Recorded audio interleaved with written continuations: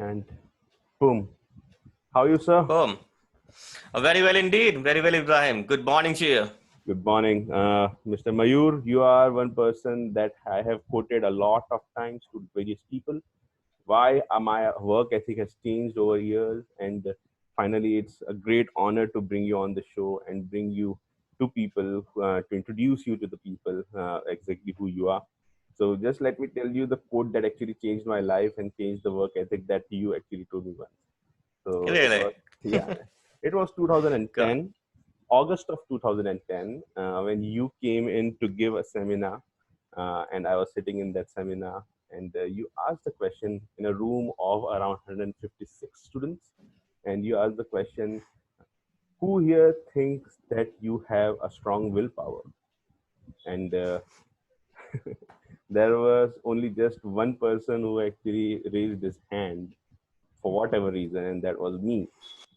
And you told me, yeah, you told me that, all right, so you have a willpower. Yeah. How strong is your willpower? I told you with utter arrogance, very strong willpower, it never breaks. And you looked in my eye, you walked towards me, and you told me, oh, that cannot happen. Your willpower will break some or the other day, so you better you get ready.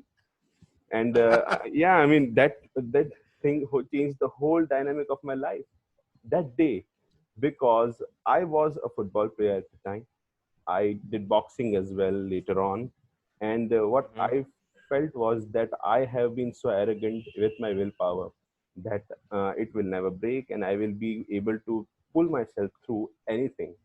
But that little statement of yours made me so uncomfortable that I started preparing myself in such a manner that I cannot depend on the willpower. I cannot depend on just the determination. I need to prepare for everything. So thank you very much for that statement, sir. And I I introduce almost forgot. you. You really forgot? Oh, come on. Absolutely. It's 10 years, man. I mean, 10. I mean, yeah, obviously, I remember you. You were there. I have the slightest idea that you were in the room, and I obviously know you since then. Right. I didn't exactly know, but yeah. So, I mean, I'm honored to know that, it Yeah. made an impact. Yeah. You still Good, man. believe that willpower can be broken? Well, I don't rely on willpower because the willpower is somehow associated with the determination and hope. All right. Okay. Okay. And you Okay. can't rely on hope because Uh-huh. hope is not a strategy, by the way. Mm-hmm. Hope is not a strategy. You got to rely on discipline. If you're Mm-hmm. doing something consistently every day, then you don't need a willpower. For example, if people ask me that, can you write an article? I say, of course I can, because I've been writing for last decade or so. Mm-hmm. So it doesn't need a willpower, to write an article. So Right. obviously I do something consistently. Mm-hmm. And I still remember, in 2010, I was writing an article. I started writing actually. Mm-hmm. And I was thinking, who's going to write that? Who's going to read my articles? But then somehow I started, okay, let me begin. I still remember my very first article. It's still on my website, Mm-hmm. and I still kept it there. The reason is that I should be knowing that I was so stupid at that time, because when I look back, I thought things have changed. But Mm-hmm. I still believe that if I haven't written that first article, I wouldn't have written. I mean, so far I wrote about more than 500 articles. I can say that. That's not going to be possible. I mean, so I do consistently. Mm-hmm. One of the interesting thing that, when you raise the issue of determination, uh, I was quite fascinated about the field of, influence, because if you know, when we met in 2010, I was a NLP master practitioner and a hypnotist. Right. Okay. And that subject is so fascinating. I think there were only less than 10 neuro-linguistic programming master practitioner and hypnotherapists in India. And I was one of them. And in about 2014 or 15, I thought, let me just dig down into it. So the common question asked by many people that they are Mm-hmm. struggling to get the business, and they really want people to sell their product or service, really want to sell their ideas to people. And people ask me, what can you do about it?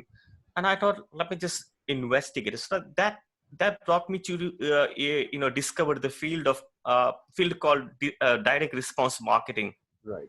So very few people are aware about direct response marketing. Direct response marketing is about how you can influence the people with your words. Okay, it's like In other words, people know it as a marketing and advertisement. Right. So I started getting involved into that topic. And for last 1 year or something, I made a habit to write the advertisement every single day for Mm-hmm. 30 minutes Right. Okay. on any topic. Okay.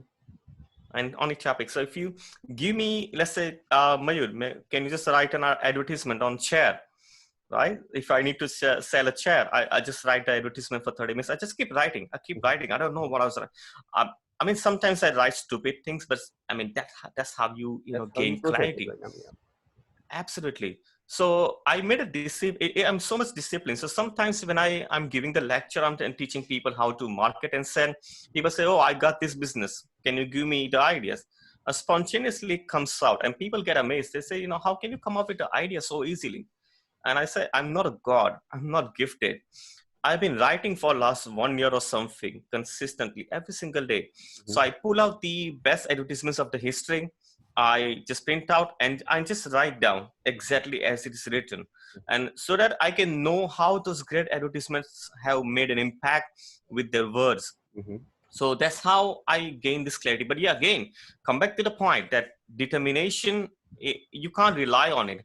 You got to rely on discipline, and discipline requires focus. Right. Okay, Right. relentlessly you got to do every single day. Mm-hmm. Mm-hmm. Okay, See, so I yeah, I mean, think I yeah. totally agree with you. I totally agree with you. While I was a teenager, I think determination was enough to get through with life, because there is lack of criticism at that stage in your life. There is a lack of adversities that you are facing, but sooner or later you are going to break. And I totally agree with that. And I have used your quote at least 7 times in the last 10 years. And Really. I think I have broken down at least 7 people mentally just with that Oh, statement. really? Keep going. Keep going. Right, yeah. Oh, Hmm. I need to introduce you first and foremost. Present to all the listeners one of the most esteemed person I have met, Mr. Mayur Bardolia. He is professionally a motivational speaker, and he is also a hypnotist by profession. I Please, do a lot of things. yeah, please give your introduction, sir. Please go ahead. See, I hate to be called as motivational speaker. All right. Yeah, so people call me motivational speaker, and I mean it's not even their fault, to be honest, Mhm. because people don't have any other vocab to describe the people like me. Mhm. So I help people to get more clients in their business. Right. So I teach people how to live better, how to do the business better, and that's Mhm. exactly what I do. Right. So I don't think I can motivate anyone. I don't think anyone can motivate anyone. We can just show people the way. We can give people the options, that these are the options available to you. So if you are ready, if you think it is right for you, then you pick up. Otherwise, sorry, I know I need to respect your choice, because sometimes uh, people need to be given some freedom to select the best option available to them. So yeah, that's, I don't motivate, I just give them the options. I teach people, and if they like my teaching, they follow, and if they don't like, and I respect their choice. Maybe they're looking for some better ideas, and I have respect for that. Right. Secondly, I'm an hypnotist. I used to run my hypnotherapy clinic, but then after I moved into helping businesses to grow, because if I had one business to grow, what is happening, that business is going to help, is going to hire 5 to 10 or 20, 50 people. Mhm. So that's how I'm transforming Mhm. so many lives at one time. Mhm. Right? So obviously I want also helping someone who is bringing some value to the society. So yeah, so primarily I'm a business consultant, so I help people to generate more sales, and I help people to be better performer. Mhm. Yep, so that's what I do. All right. And while in the business consultancy, are you actually also providing certain, what would I say, certain mental barriers that a person can actually come over in business? For example, marketing people require those kind of things a lot, where they have to achieve targets, and there are certain mental barriers where they feel like they are not confident enough. And do you do those things as well in your practice? Part of the process of, Right. absolutely, I think this is fundamental. I mean, if you're still running the same software, Mm-hmm. right, you will get the same kind of output in your computer. That's right. So to increase your output, you need to change the software. Mm-hmm. All right. So the same way, if your mental software is not updated, you are not going to perform any better in your business. Mm-hmm. Mm-hmm. I think this is a fundamental. I mean, if you need to change yourself, first of all, in order to change the shape of your business, Mm-hmm. it is not any fluke. It's not an accident. Mm-hmm. I mean, you need to see yourself as a deserving person. So the number one barrier that most business people, most marketers are facing, that they think, who's going to buy my product? Who's going to buy my service? They don't see themselves as a worthy individual. Right. So obviously the confidence is lacking in their communication. If you don't trust, if you don't have a confidence in your service, nobody's going to have confidence in you then. That's right. So people don't buy the product or service, people buy you. I mean, you got to be confident and you got to see yourself as a better individual. Mm-hmm. Mm-hmm. And that is the key thing. If you haven't seen yourself as a better individual, you wouldn't be, sitting over there. You wouldn't be knowing many people. That's Because right. I know many of your batchmates, I still remember those people, to be honest, and they're still struggling. Mm-hmm. Why? And if I provide them the opportunity, if I give them the opportunity, they still refuse because they think I don't think I deserve that. Mm-hmm. Right? So the famous example I can give you is that there was one of my friend. He's actually he's struggling in his business. All right. So what happens that he thinks, Mayur, can you help me with something, so that I can get more clients, I can grow my business? I say, yeah, no problem. So I open my phone book. I help him to connect with some really good business people who actually need his service. Right? I say, okay, no problem. You can go to these 3 people. They know me. I send them a message. They will definitely welcome you, Mm-hmm. and just approach them and present yourself and Mm-hmm. see what happens. Right. Right? They Yeah. say, okay, no problem. I'll do it. I chased him after 5 days, ask him, have you approached those people? He said, oh, sorry, I didn't have time and blah, blah, blah. I say, yeah, please do it today. And after another 3 to 4 days, I ask him again, did you approach? He said, oh, sorry, I almost forgot. So the underlying issue is not that he's not willing to do it, Mm-hmm. but the problem is that he thinks, oh, that guy is so big. How can I approach him? Intimidation. All right. Intimidation, exactly. So the thing is, I think that you got a different problem. You don't have the problem of business. You have the problem of your own mind. I mean, you got to fix it. That's right. You That's right. got to be bold. You got to be going there and just present yourself. Right. And it's been more than a year or something. He's still Mm-hmm. struggling. Why? It's because he still believes that he doesn't think that he's having something to offer. Mm-hmm. So I think that's the big problem. Mm-hmm. And there's a gap. You are somewhere in here. You are in here. You want to be going to this place, but there's a gap, and the gap is you. I mean, you are stopping yourself. So something is haunting you. Right. Like you just mentioned earlier, about 5 minutes ago, that in your childhood, when you were a teenager, you were having a willpower. Obviously, you needed willpower to defend these people. But the thing is, you did not lack willpower, or you had willpower. It's not actually the case. The case is actually you got to stop caring for what other people are thinking. Right. Okay. I think that is the superpower. Mm-hmm. Right? So if you give a lot of importance to what people will think, you are going to be, run by their principles. Right. So I need to blame our school, actually. I'm not too sure whether it's intentional or unintentional, knowingly or unknowingly. I have no idea about that. But in our school time, we have been programmed to believe that we are not good enough. Mm-hmm. Mm-hmm. Yeah, so we've been constantly told by the teachers that, don't be smart, okay? Don't come up with a lot of ideas. And the worst people were our actually childhood friends. Right. I mean, we love jealousy, we love hate, we love, all those gang culture from our school time. And those people who are close to us, they used to make fun of us. They used to Mm-hmm. laugh at us. That's They right. say, you think you're something, right? Stay in the limit. So they constantly told us to, stay small, Mm-hmm. right? So obviously we started believing that, okay, we don't have to just say that we are really good enough. And most businesses are actually struggling with that. When they are going to demonstrate their product to people, they think, oh, no, they hear that voice since their childhood. Oh, don't be too smart, right? You're not too good enough, right? Okay, so there are many people who are better than you and all those kind of things. So that voice is stopping you. Mm-hmm. and you got to change. I mean, you got to alter the entire programming. Right, right. Oh, yeah. I mean, I have had a lot of issues with the academic culture in our country, in India, Yeah. because I mean, the biggest problem that we face is bullying in our childhood. I mean, I have done campaigns for 3 years during my school time, during my college time, on anti-bullying events. I used to gather up parents. I would teach them that bullying can have long-term scars on your child, and you need to take care of your children. But I think 30% results were actually found. I think still 70% parents never bothered about it. I mean, let my kid be roughed up by other people. That's what I I used to hear, because they think that it is part of the Indian heritage that you should be on the streets, you should be bullied, you should be beaten a little bit, and you should fight back. Not each and every kid can fight back. I mean, there are certain personality traits that are being picked up during the childhood by all these children. I mean, certain people will fight back. People will be scarred for their life because you are not taking care of them, right? So I mean, yeah, Mm. I have had a lot of problem with the academic system that we have in India.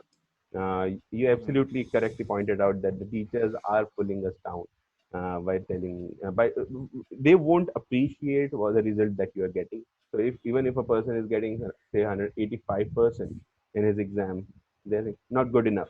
You need to get better marks. There won't be any Yeah. appreciation from their end. I mean, so Yeah. yeah, I mean that is relatable. Uh, Agree. Agree. yeah. I mean, they were giving you. I mean, let's say you got 8 out of 10. Hmm. They want to appreciate. They say, "Where did you lose those 2 marks?" Right. That's horrible. I really appreciate your point that something has to be done Hmm. to deal with the bully. I mean, because I've been the victim of bully, to be honest, and it's so worse. Right. It put me down for many years, Right. and people, and especially the friends, they were bullying me, Right. and people don't understand the cascade effect of bullying. Right. People don't see the effect of this cause. They don't see how it's going to affect. So for many years I stopped accepting any kind of bully, right? So I always say that I'm too big, I'm too great to get bullied, because you can't bully me. Do you need to educate me? Yeah, you're welcome. Do you need to change my perspective? You're welcome. Hmm. But if I don't accept your perspective, that doesn't mean I'm your enemy. Right. Okay, I Right. will still respect you, Right. right? If you're having a different perspective, if you have a different idea, I still respect you, Good. right? We can be hanging out together. We are going to have the dinner, but not on the same table. Right. Right. Simple as that. So the thing is, I consciously stop people to bully me. I say, sorry, meet yourself, okay? If you're having a different opinion, that doesn't mean you can rule me. True. That is true. Absolutely. So yeah, you done a great job in your childhood that you Oh, did something to fight with bully. Yeah. so I used to box in university. So I was in boxing, and what I found was that most of the people who are into boxing, who are into karate or any kind of martial art, most of them are in these honors because of the bullying experiences that they had in childhood. True. And it makes you so defensive. There will be so many people who will be defensive in their approach. I mean, not everyone is as sensible as you. There are a lot of people actually do want to defend themselves. They get aggressive on any. I mean, you just need to tell them one small thing about them. If you're nitpicking them, they will go off. They will actually start being defensive. They will do crazy stuff. I mean, in public. They rule. Yeah, They want to rule us. that's I right. mean, I've seen people that when someone tries to bully you, they try to rule you. If you defend yourself, and they get angry, they shout, and they stop all the resources, Hmm. right? They stop all the help. They stop giving you support, and they also ask other to stop support you. Hmm. I think because they want to make you reliable to them. I mean, you need to depend on them, Right. right? So they make you dependable on them, and that is the big problem. I mean, it's not only in India, it happens in many countries, but in India there's a this caste system and all those kind of things, and also the upbringing. Right. in our childhood, in our school time, Mm-hmm. we categorize students, right? The top class people, like having the higher grades, the middle grade, and Right. the poorest one. Right. And all those students who were Segregate. getting the poor grades, they were getting bullied. Mm-hmm. Yeah, and it is worst thing. I mean, people need to do something about it, because it doesn't stop in the childhood. It actually, it leads throughout your life. Mm-hmm. Mm-hmm. Yeah. So the thing is, for example, when I first started, my story was different, but my career was different. I came into this field of, consultancy and helping people, and initially people used to laugh at me, because I'm coming from the community where no one has done this kind of job before. And when I introduced myself as a hypnotherapist, they thought I'm some kind of magician, right? Those babas or something. Boy. I said, I'm not. Right. I'm a therapist. I'm a healer. Right. And they used to laugh at me. They used to make, gossips and fun about me. And I thought, I think it has, I mean, I have to do something about it. So I stopped talking to those people. They say, oh, you don't talk to us, blah, blah, blah. I say, do I need to? Mm-hmm. Yeah. Yeah, I mean, it's not So necessary. yeah, so obviously, and then after I started meeting people, Mm-hmm. meeting people who have the same kind of ideology, and who are better than me, or Mm-hmm. at least at the similar level as me, and started interacting with them. Mm-hmm. So the thing is, I don't have to waste my energy with people, who don't value, good things in life. Yeah. And yeah, so obviously, Yeah. it is a big deal. I think that's affects in business as well, and people having a lower self-esteem, Right. they struggle. Mm-hmm. It's because they've been bullied in their childhood. Yeah. 2 points that I will actually add to the explanation you just gave. One thing is in India, the biggest problem that we are facing in bullying topic is the joint families. In joint families, Mm. there is so much bullying taking place. Kids are left alone. So there are so many kids in one joint family, especially in India. I mean, there will be 10 kids in one joint family, right? And parents are not looking over them, so that is one thing. The second, the biggest problem that we are facing is the working parents. So right now in metros, there are so many working parents that they are leaving their kids to child molestation and to bullying and all these kind of risks, while they are actually leaving them at play groups or such various organizations. I mean, so yeah, I mean, those things have to be controlled. Uh, Agree. have you ever encountered any such thing in offices where bullying is still happening? Bosses and superiors are anyways. I mean, I can relate because I felt like how to nurture a person. I have felt like that over and over again while I was building my team.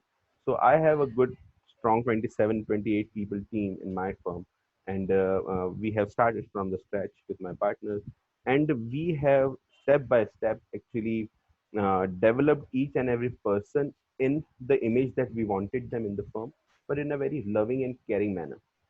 And the results that Mm. you're getting from that method and the results you're getting from an aggressively bending hell bent method is completely different. It is different. Um, First of all, when you talk about if I have helped those children, to deal with it, I did not, All right. and I have a reason for that, Mm-hmm. because I don't have a full control over over children. I Right. mean, the parents needs to be educated. That's right. And the problem with the parents, they don't want to be educated. Mm-hmm.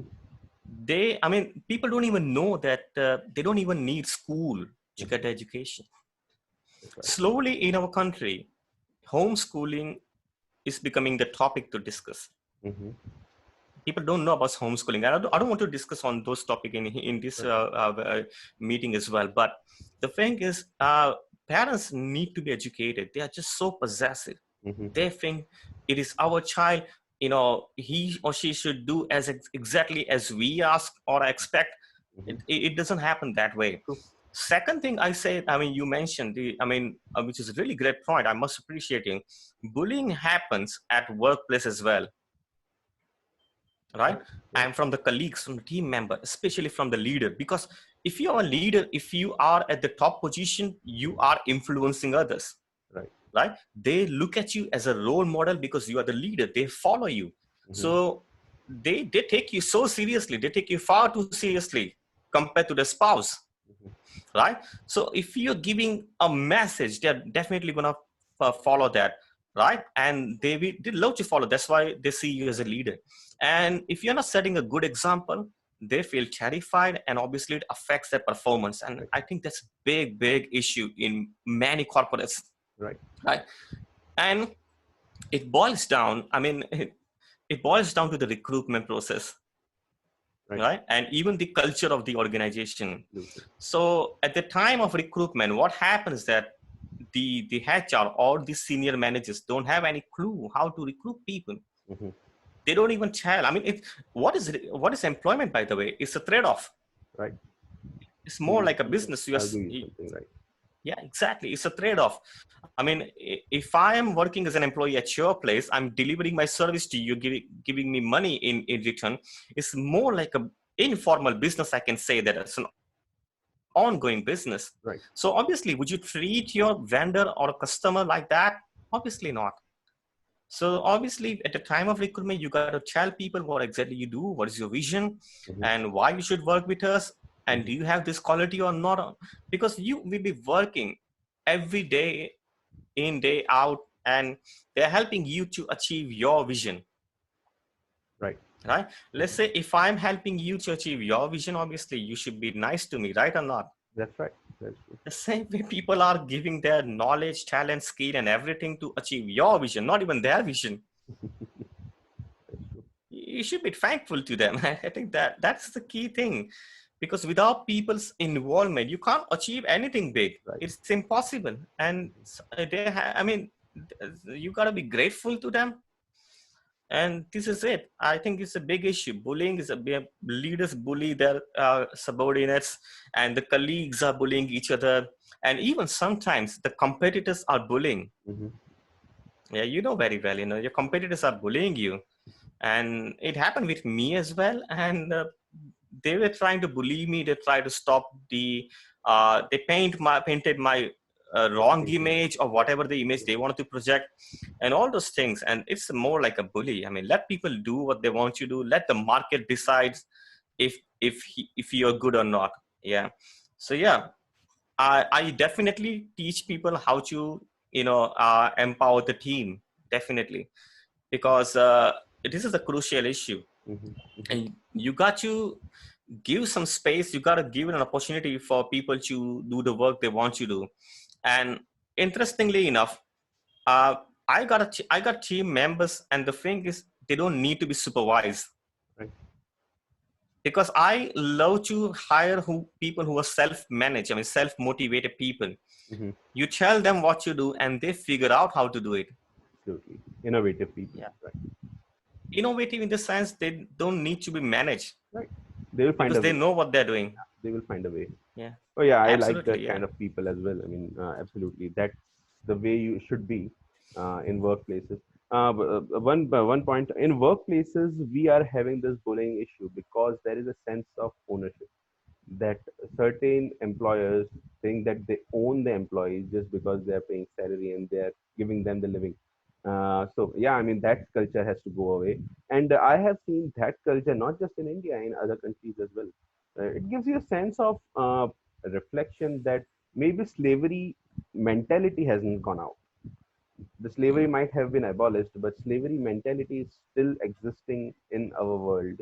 I think that's what the feeling I'm getting out of this. Yeah, it is. If you look at the Maslow's need of hierarchy, hierarchy of needs. Sorry, Maslow's hierarchy of needs. Yeah.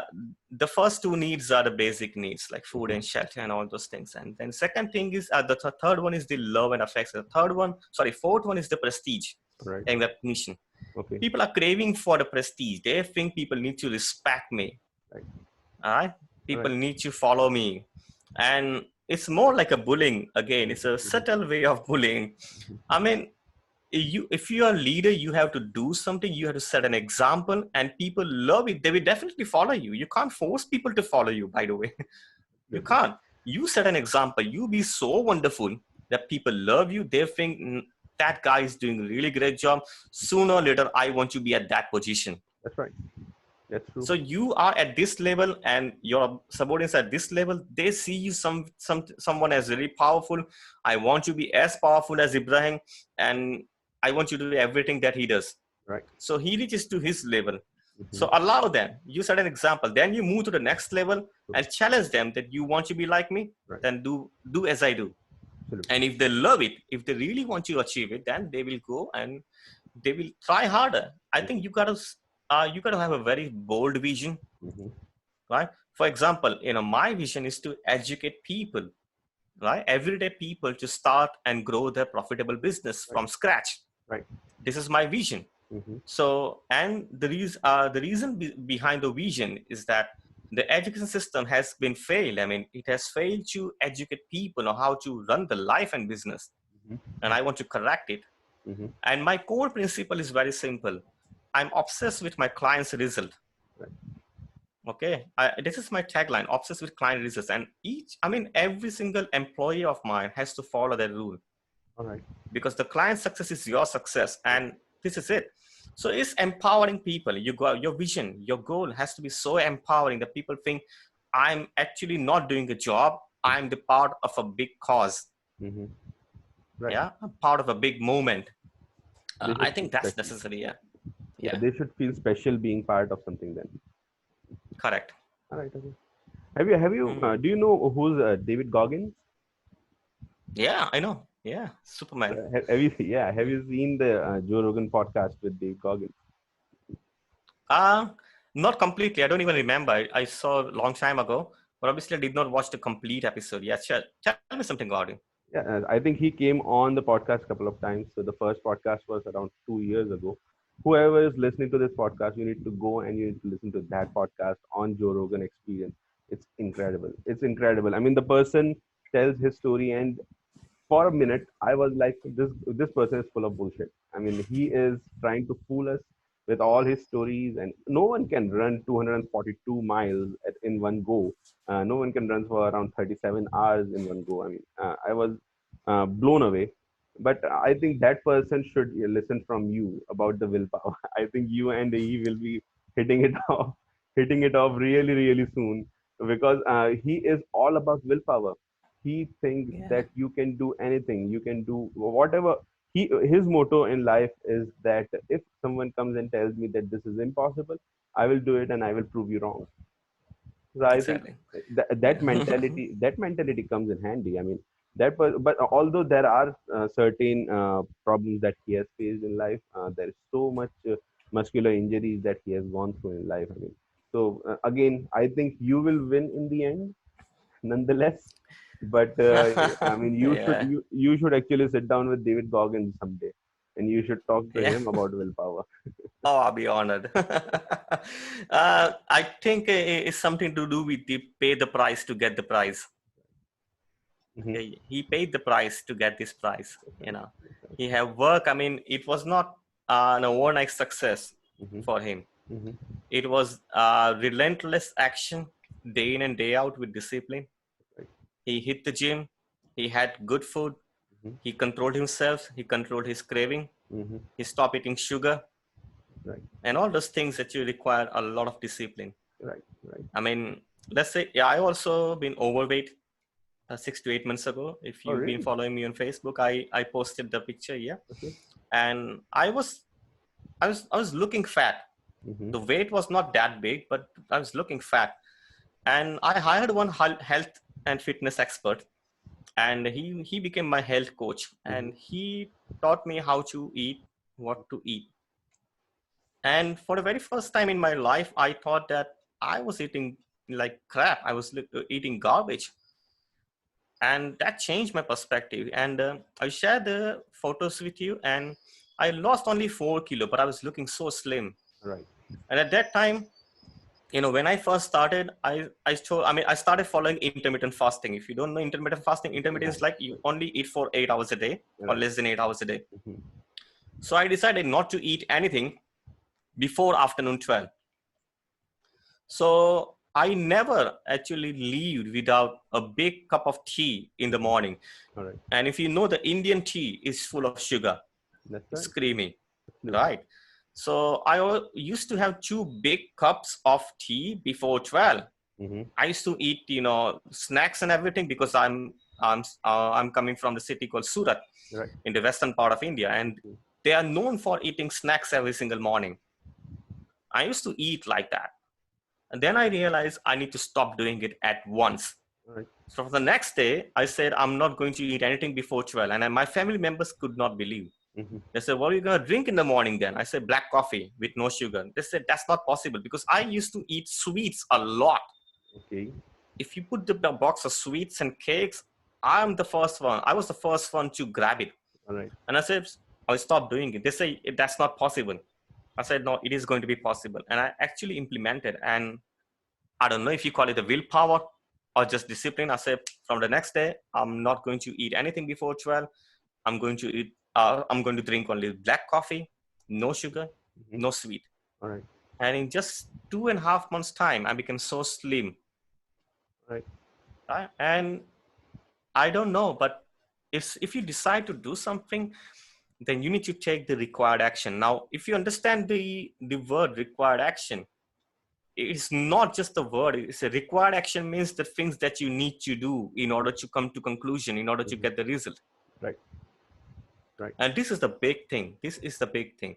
Taking required action is the necessary tool to get the outcome that you want. Mm-hmm. Mm-hmm. For example, if you need to grow your business, what do you need to do? You need to approach more people. Right. You need to talk to more people. You got to Mm-hmm. sell more Mm-hmm. consistently every single day. You can't just approach 5 people and say, "Oh, boom, I done it. I done the job." You got to do it consistently. You got to deliver the result. Right. You got to deliver the service, the operations, and everything. True. Complete the process. These are the required action. Mm-hmm. Mm-hmm. And people don't understand the meaning of required action. Right. And what I need to tell about Dave Goggins is he took required action Right. That's right. to achieve And, this. yeah. See, coming back to the point where you had a nutritionist in place, a fitness expert in place, uh, I myself have actually uh, faced a lot of problem with my body weight. I used to box at 185 pounds, and I'm actually around. I walk around at 220 pounds these days. So it's like overweight. But what I have found is that even if I work out, I'm not able to decrease my weight. I'm not able to lose my weight while I'm working, Mm, while I'm traveling a lot. The stress mm, actually gets to you. I don't eat too much every day. I mean, I will have two meals a day. So one meal in the morning and the other meal at night whenever I come back to home, whenever I get free from the office. And I think that uh, unpreparedness and that irregularity in your meals that also increases the weight of your body because your body cannot comprehend basically the nutrition that it is getting, so your body will actually store much more of fat in your body. I mm. mean, the metabolism completely goes up and down. Just to give you example, right now in the lockdown, this crazy lockdown, I have lost around 12 pounds in Good, just man. in Good last for 10 you. in last 10 days. I have lost 12 pounds and I'm doing very light workout. That's all I'm doing right now. Yeah. I'm just building up, and Correct. that's what I'm trying to do. I need to go another 20 pounds on this before I will rest on this. But yeah, I mean, for a lot of people, the sweet tooth is a problem, just like you had one. But you being a Gujarati, it's completely fine. I mean, there are so many Gujaratis who are into sweets. So yeah, I mean that's fine. But again, little bit of workout will help you not get your body too loose, and because a lot of things start to hang out once you increase 2 or 3 kilos or 4 kgs of weight in your body, because you are not working regularly, because you are not doing any cardio, maybe you are not going to gym and putting lifting weights, things actually pop out and they start to hang, and that's when you look actually bad, and it is bad for your mental side as well because it gives you a lack of confidence again, that about yourself while you're talking to people, how to represent yourself. There is so much body shaming going around that people actually are True. conscious about that as well. But you don't come across as a person who would be actually worried about body shaming. So So I'm pretty sure that you did it because you were aware of the problems that you can face in the future. I'm not an expert on nutrition, but I need to tell you what I learned from my health coach. His name Hmm. is Gunman Sharma, Right. and he's a great coach. And I first, for the very first time, I realized that looking overweight is really shameful. Sorry to say that. Hmm. It's really Right. shameful Right. because it actually means that you don't care for your body, Absolutely agree. That's true. because your existence is because of your body. Hmm. Yeah, you can't ignore the body that you are holding. You can't ignore the structure, Hmm. you know, because it affects all things around you. And the thing is, let's say it's good to eat, in Gujarati culture or whatever. It is not good to eat everything. This is our body. It needs some fuel Right. to run. Right. Just like your vehicle needs a petrol and a good quality petrol to run effectively, the same way your body requires some fuel Hmm. to run it effectively. Right.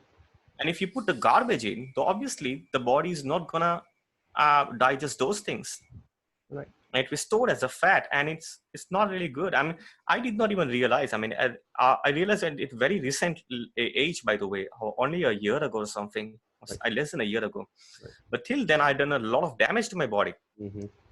Okay, even if you do a lot of workout, but if you don't have the right food habit, you're not going to do anything. So the thing is how it started. Let me tell you, my wife kept pushing me, a year ago when I was overweight. She kept pushing me to go out for a walk. Hmm. She said, go to joggers park, do a jogging, walking, blah blah blah. You look ugly, Right. you look like a balloon. And I That's your and I wife? said, Are you sure? yeah, my wife, yeah, definitely, because obviously she's slim, and she doesn't want to, she doesn't want to be embarrassed by seeing around me, right? Because I was looking like a balloon. And she said, go to walk or go for a walk every day. She kept pushing me and everything. How the wife speaks and everything, you can imagine. Oh, that's harsh, man. But that's really harsh. So what happened? Okay, no problem. I was not too determined, to be honest. I was not too determined to lose my weight at that time. She said, you Hmm. look balloon, you gotta go. And I can't believe, sorry, come on, this is who I am. Right. So I went to those joggers parks, if you know around. Hmm. So I went there every day for about 10 days or something. Right. I used to walk 1 round, 2 rounds. And I'm quite outgoing person. So I started chatting with people, Right. right? Right. So I talked to some people and I asked them, I say, for how long you been walking? And they say, oh, I've been walking for last 5 years, 10 years, 2 years. And I look at them and I thought, you are still a balloon. Right. That's the They point say, I was I also walk for, going to ask you. absolutely. They say, oh, I walk for my 4 rounds or 5 rounds every day. I say, you're still not in the good shape. What's wrong with you? Right. I did not tell them upfront. But I say to my wife, I say, I'm not going for a walk. It doesn't make any difference. Right. It wastes my time. Hmm. It wastes my energy. I look at those people who are walking for last 5 years. They're not making any difference in their life. The Hmm. only thing that makes a difference is that they feel good because they get a fresh air. Right. But it doesn't help you to lose weight. Right. So then I approached my friend who's a health coach. As I said earlier, he explained to me how the body works, Right. Right. right? And he introduced me to the concept called intermittent fasting. And I used to eat 4 times a day. Hmm. Then I started eating 2 times a day. Right. And that made a huge difference, Right. right? So we got to follow. I mean, I'm not a fitness expert, so obviously I'm not the best person to advise you, but something has to be done because it affects your self-esteem as well. It affects your stamina. It affects your thinking. If you don't care for your health, I mean, you don't care for anything else. Right. It's a reflection. Right. It's a reflection, yeah. So Health, I'm not saying yeah, I that mean, stop walking. no, no, Yeah, it's not like yeah, that. I mean, yeah. see, people walk. You have struck gold with the person who actually gave you this advice that you need to first and foremost clean up your nutrition, because I totally understand and I totally agree with that.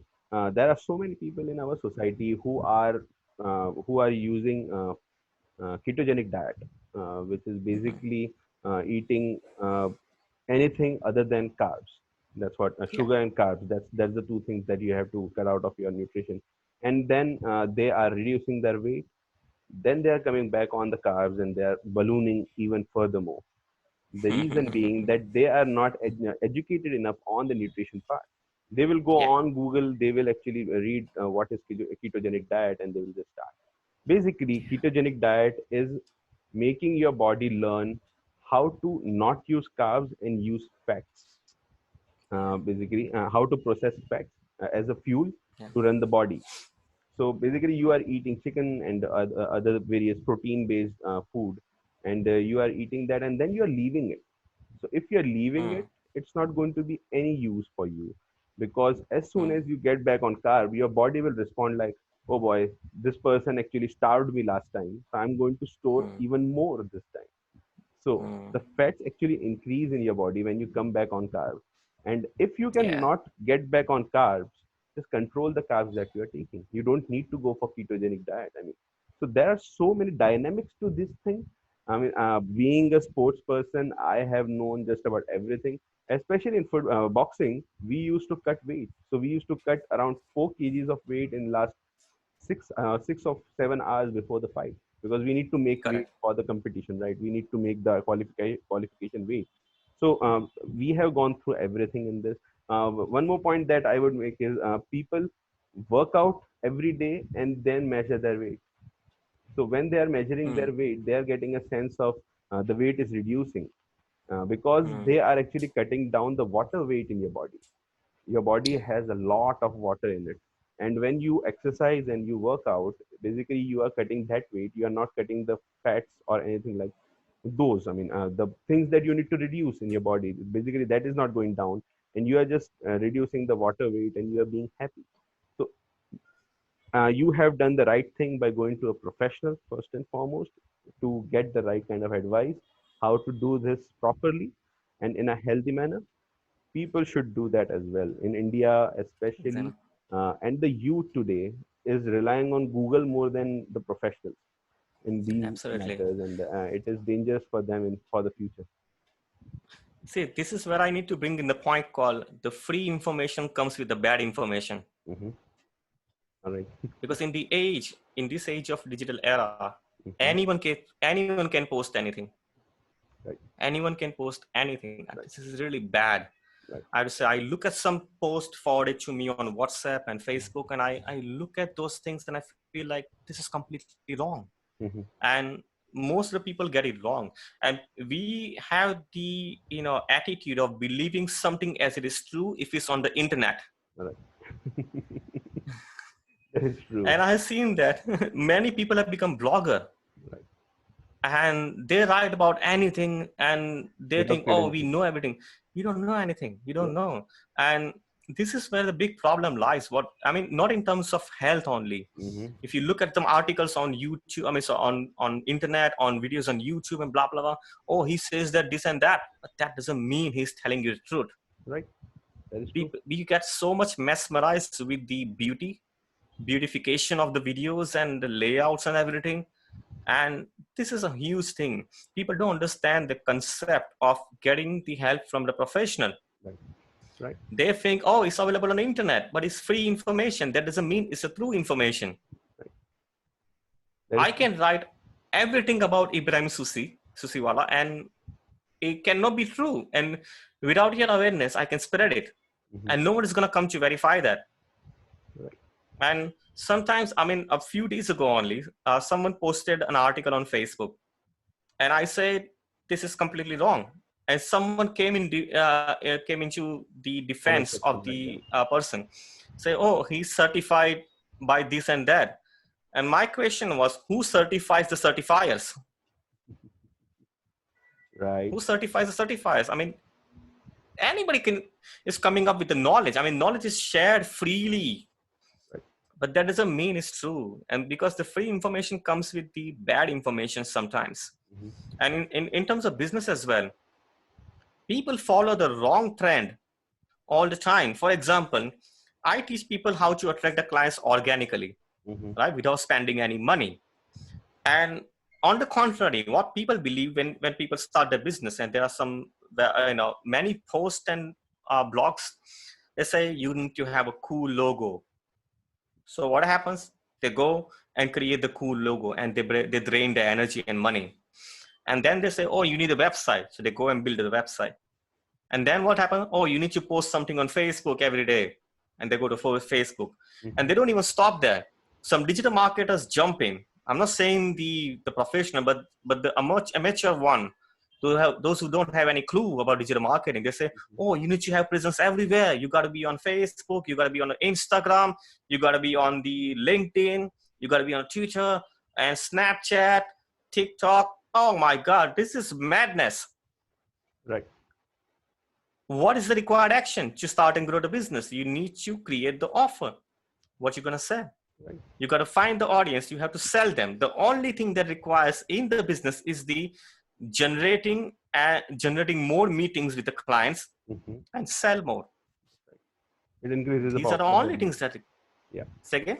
That increases the probability of you selling to the person. I mean, having more and more meetings with the clients, with the customers. Yeah. They think creating a logo will get them a business. It won't. They think spending 1 lakh rupees on website will get them more business. No, it won't. You don't know your audience. You don't know how to attract you. You don't even know how to talk to you in the sales call. Right. And they think, they hire some graphic designers. You might have received so many posts on festivals. Oh yeah, each and every year. If it is it's Diwali, out of my imagination. Diwali, I'm not even reading them, because after first and second post comes in, first and second wishes coming from certain person, the third or fourth person or the 4,000th person, I'm not going to read that person's post. I know it is Happy Diwali. That's all. I mean, what else? I mean, what are you going to look into that? I mean, how much time you have after spending so much time on Facebook, Insta, LinkedIn, Twitter, and Snapchat? How much time you have to run your business? Nothing. Right. You lose everything. You lost your day. This is not exactly what you need. And people think, oh, it's required for brand awareness. Brand, what do you mean by brand? You got to deliver something. You have to deliver some value to the clients, and the clients will build up your brand. Right. And then you need to be really good at what you do. Then it will support you to build up your brand. But people just don't understand the concept of delivering the value to the society, because the business can be run only by delivering the value to the people. Right. If I need your service, right, I come to you, or maybe you come to me and say, Mayur, you need my service or not? If I need, I will say yes. If I don't need, you cannot say, oh, Mayur, you are stupid. You should be buying this. Yeah, maybe I'm stupid, but I don't need your service. And I must be happy to pay the price in return. Right. Right? Because you cannot generate money from the ad. You got to give something to the people, and they are happy to pay you in return. And that's how the business runs. And most people get it wrong. Right. Yeah. So the thing is, people, I mean, when we're talking about the information and misinformation, all those things, people think if something is said by someone, it must be true.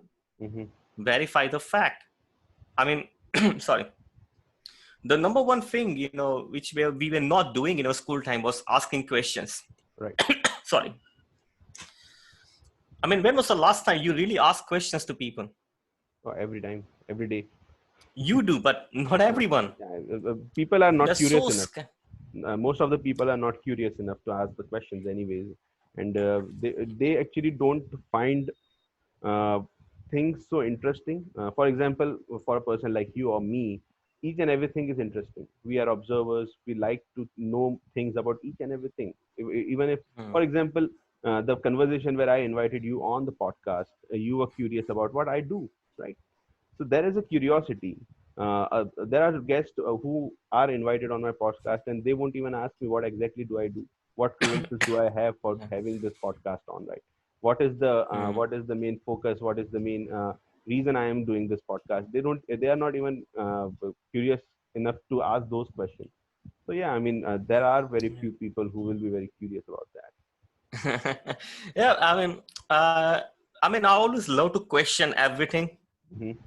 Question everything, and yeah, kind of protagonist, Right? So I love to ask questions, and that's why people don't actually argue with me very easily, because when I ask them logical question, they step back and they say, "Oh, you're offending me now. Oh, Stay that's ahead. You're asking a lot of questions." And this is wrong. I mean, we had a really bad culture. So if you look at some philosophers, because I love to talk about philosophy. So in the early Greek philosophical time, they were encouraged to ask questions. Mhm. And do you know what? The concept of the university is not about educating people. The concept of the university is like people from all different disciplines gather, they ask questions, they do the research, they argue, they debate, and that's how they learn. They build up the network with different types of people. They do the collaboration to create the foundation for the career. Mhm. But instead, what we do at college and university, bloody hell, they have a set of syllabus, read everything, right? What do you call cram everything, memorize everything, Mhm. and you will be asked questions randomly. Mhm. If your answers are matched completely with this one, then you're a genius. If not, you're an idiot. Absolutely. True. And this is where the problem lies. We were not allowed to ask questions since our childhood, Mhm. right? I think it stopped at the age of 10 or something, that we stop people to ask a question. I think this is wrong. Something has to be done. Right. Right. Yeah. Uh, yeah, I mean, coming back to the point where you were talking about anything that is on the internet is believable for people. I mean, Hmm. for example, right now, coronavirus thing is going on whole, and whatever fake news is coming, people are taking that on. I mean, for example, Donald Trump gave a very controversial statement that you can actually ingest Lysol and disinfectants Hmm. like that, and you can maybe you can kill coronavirus. I mean, that's Hmm. first and foremost, it's absurd that it is coming from a world leader. This statement is coming from a world leader. It is very irresponsible. But how dumb are the people to actually take that into consideration and do that? Because I think the couple of people from Arizona actually ingested some kind of drug that is used to clean pond, that is used to Hmm. clean a fish tank, and they Hmm. actually ingested that, fearing that they might have coronavirus, and they actually died. So, well, I don't know where the Horrible. world is going, but See, I totally. I mean, I don't your know about what Trump said. I don't know what Trump said. I oh, mean, really I don't even investigate, to be honest. I'm not even saying that he said the wrong thing or right thing. right. I I also have the thought that his statement can be manipulated, All right, by media. right? Yeah, by the media. I don't want to jump into the discussion, because Mhm. whether I like Trump or not, that's a different story. Yeah. But everything can be manipulated on media. Hmm. Everything. Hmm. So in that situation, I love to mind my own business, Right. Right. See. because I we've been programmed yeah. continuously. Yeah. Yeah, I mean, I don't follow the mainstream media because I hate it, because it does not represent anything good these days. There was a time when the mainstream media was the only source of all news, but it is not anymore. And because I don't think so, the mainstream media is able to digest that. And now they are coming down with theatrics like this. I mean, right now, if you see, I mean, let's not go into politics here, but it is brainwashing people, and it is changing the psychology of the people. I think the kingmakers of this world are the media people.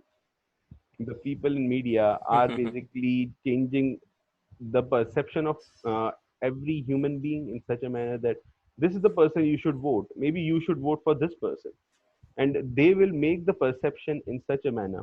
uh, Whoever pays more to the media, basically they will help them make the perception. They will defame the opposition. They will make the person who is paying them look like god for whatever reason. And yeah, I mean, there is such a huge psychological game that is going on with the mainstream media.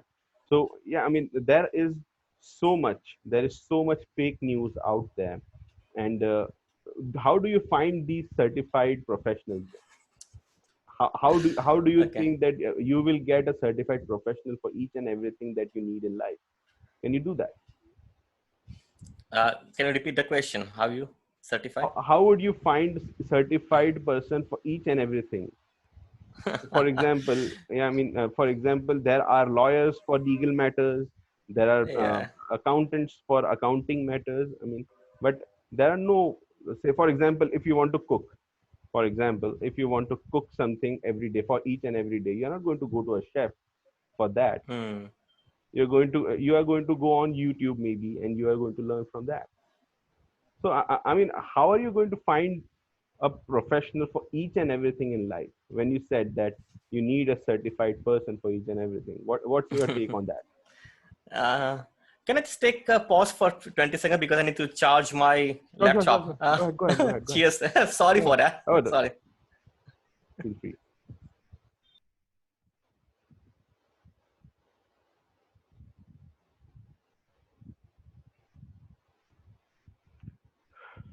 So Mr. Mayur Bardolia has taken a pause here.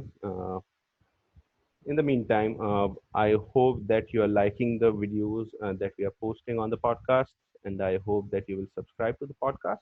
Uh, the name of the podcast is, of course, Chronic Convo, and you can find it on YouTube. You can also find it on Spotify soon.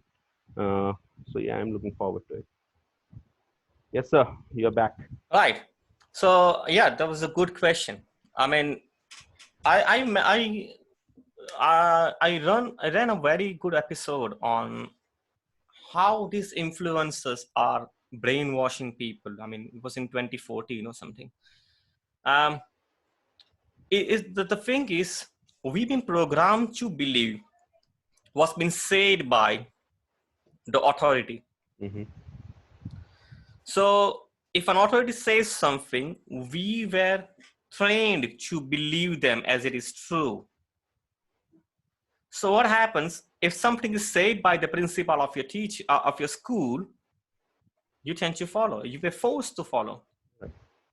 If something is said, I mean, I know many of the so-called top leaders of your industry, Mm-hmm. the leader or the board of directors or something. And I spoke to them. They had zero moral value.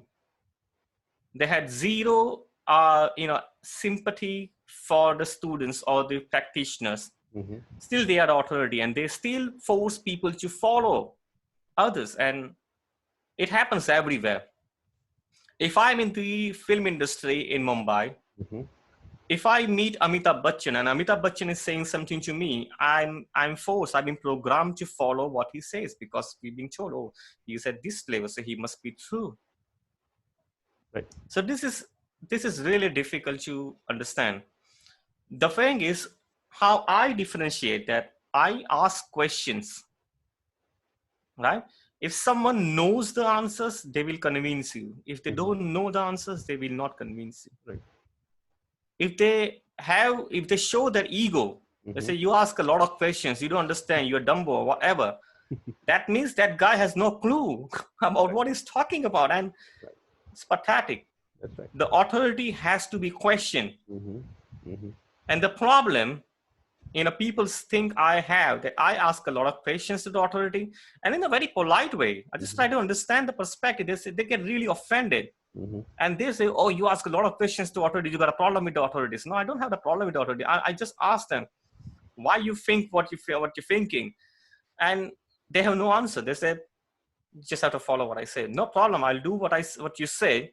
I need to know the reason. Mm-hmm. And the thing is, we tend to believe what's been said by the authority. Mm-hmm.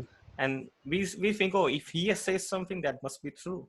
Right. The only thing that I differentiate, doers don't talk and talkers don't do. Right. Right.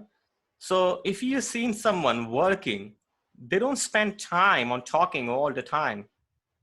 They have very limited time of talk because they do the work. They want to invest their time and energy into some productive things. True. They don't have time to talk about everything they know. And talkers don't do. Mm-hmm. Like I said earlier, people tend to believe that, oh, you got to be posting on Twitter and LinkedIn and blah, blah, YouTube videos. They talk a lot. I mean, what are you doing with your business? What are you doing with your life? I mean, not only in the business, even the personal life as well. I've seen people, especially the youngsters, just spend an awful amount of time on TikTok videos. Right. Because they got a weapon to communicate, but they're not using the weapon appropriately. Right. Right. really bad. I mean, they just talk a lot, but they don't do. Now we come to the point that if someone has done the great job, they will tell you the truth Hmm. because they know how things are working, and they, unfortunately, they stay below the radar. Right. Stay below the radars, and you're thinking that that guy is a gem. Uh, why people don't know about him? Because they are doers. They're not talkers. True. They don't talk all day long. They don't just shout. They don't just love to come in the highlight. I mean, in the picture all the time, in the newspaper and media and all those things. They don't have time for that. For example, there are many so-called stock market experts coming on some financial channels. Right. I wonder how they're gonna find time of doing their work. When you are an And expert. people, if you're an expert, you don't have time for that. Totally agree. Yeah, exactly.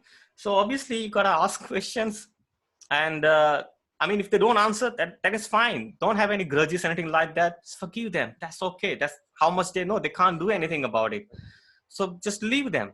Right. Let's go to another person who has the knowledge. I mean, if I'm not really an economist, or I'm not in a financial advisor or anything like that, but if I need to get an information, I look at some underground websites called zerohedge.com. Right.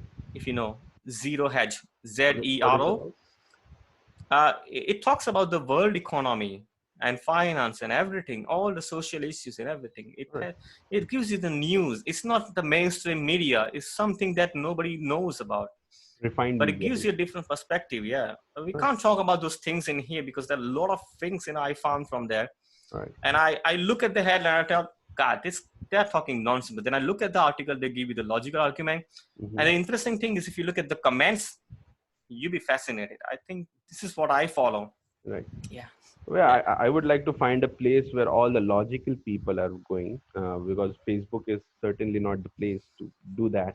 I mean, there are so many hecklers, there are so many people who want to dissent against you. There are not enough platforms for healthy discussions, there are not enough platforms for healthy debate. I have Hmm. come through a lot of debate where the person I was debating became my friend because that person Mhm. was not there to shut me down. That person was actually trying to debate me in a very proper manner. So I mean, yeah, if you know those places, I mean, it would be great. But there are uh, far between, right, these days. First of all, don't rely on Facebook. Oh yeah, I don't. Create your own community. I get a kick out of it. So Yeah. every few days now and then I will put a post which is very controversial, and all these people, all the scavengers will come in and try to communicate me, and I will get amusement out of reading their comments. And But something you don't need to. You that don't need to correct doesn't everyone. bother me. It I does not mean, bother me, but it doesn't bother you. yeah, it actually gives me a good perception. See, I cannot catch up with each and everyone from my school days or my college Yeah, days. So it gives me a good perception of what they have become these days. I know. Just think I just about it. observe them. I mean, Yeah. So yes, I had. I put this Sorry, second. I put this controversial post on Facebook, and each and every person. Now, for example, there is another person. I won't name anyone, but he was such a sweet guy during school. That person has changed into a monster these days. So basically, I just wrote, I'll give you the post that I wrote down. I wrote down that while the oil price all around the world is going down, why the hell is India's petrol and diesel price not going down? And as a economically educated person, I have a valid question on that, and I have the valid Okay. explanation as well behind that. This person comes Mhm. in and tells me, "भाई तुझे नहीं भरवाना तू मत भरवा, go out of here." Mhm. This person used to be a fan of mine. This person used to uh, be a good friend of mine, especially in school. okay. And now it is amazing how things have transformed. That this person who used to be so sweet, who used to share his lunch with me, who used to share everything with me, now comes and gives me that kind of an answer. So, I mean, Facebook is useful in those sense. Yeah, but what I was gonna say that you don't need. I mean, I kicked out so many people from my life. Okay, and another thing is you do boxing, right? Yeah, I used to do what. And you used to do boxing. So your coach or a teacher used to tell you where to hit, right? That's right. Okay. And also how to hit, right? That's right. Good. And when I say I joined the gym, there was a boxing, I don't know what you call Bag. it, a pouch or something? Boxing bag. Boxing bag, yeah, boxing bag. So I love to do boxing in my early childhood. So I thought, let me just do it again. I didn't want to be a professional boxer. Obviously, I can't do it at this age. But I grabbed those gloves and I felt powerful. And you know what? I started punching that bag.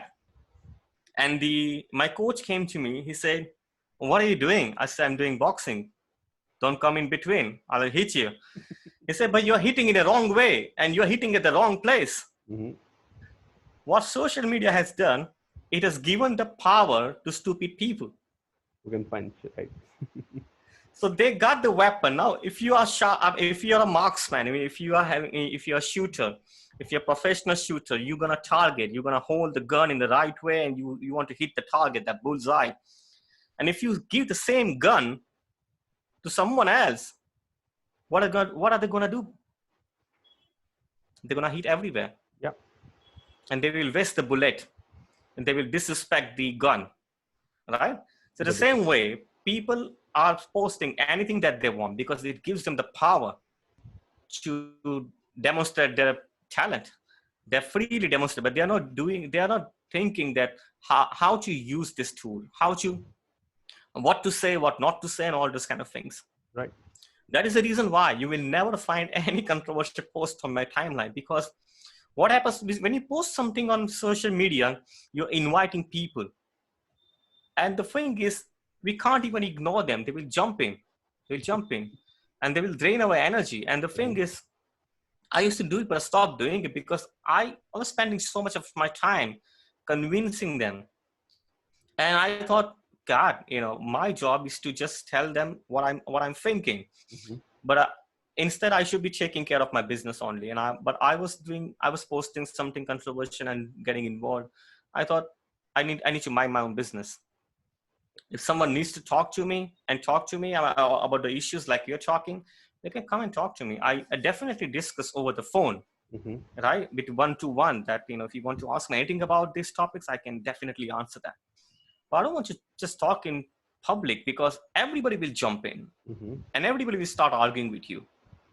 And the problem with with discussing with pigs is that they will drag you to that level, in the mud, in the garbage, and they will fight you.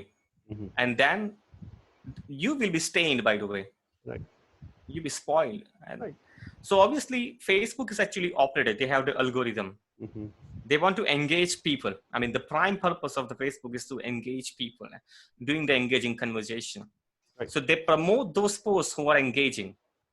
And all those controversial topics they're engaging. So obviously, Facebook's got create more user-friendly experience by promoting those kind of controversial things, Right. and because there's a lot of engagement. Mm-hmm.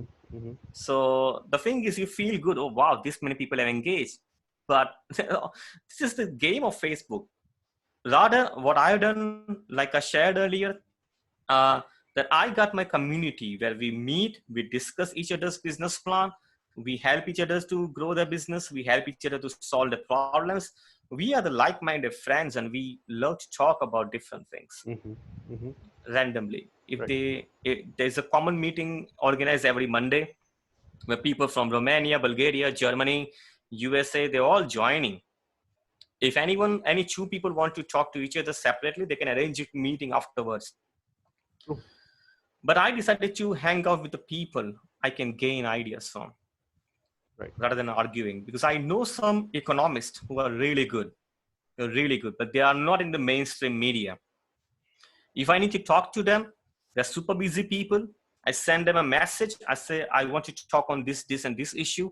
We need to talk, right? Suggest your best time to talk, and boom, they give me a time slot. I give them a call. I follow the agenda.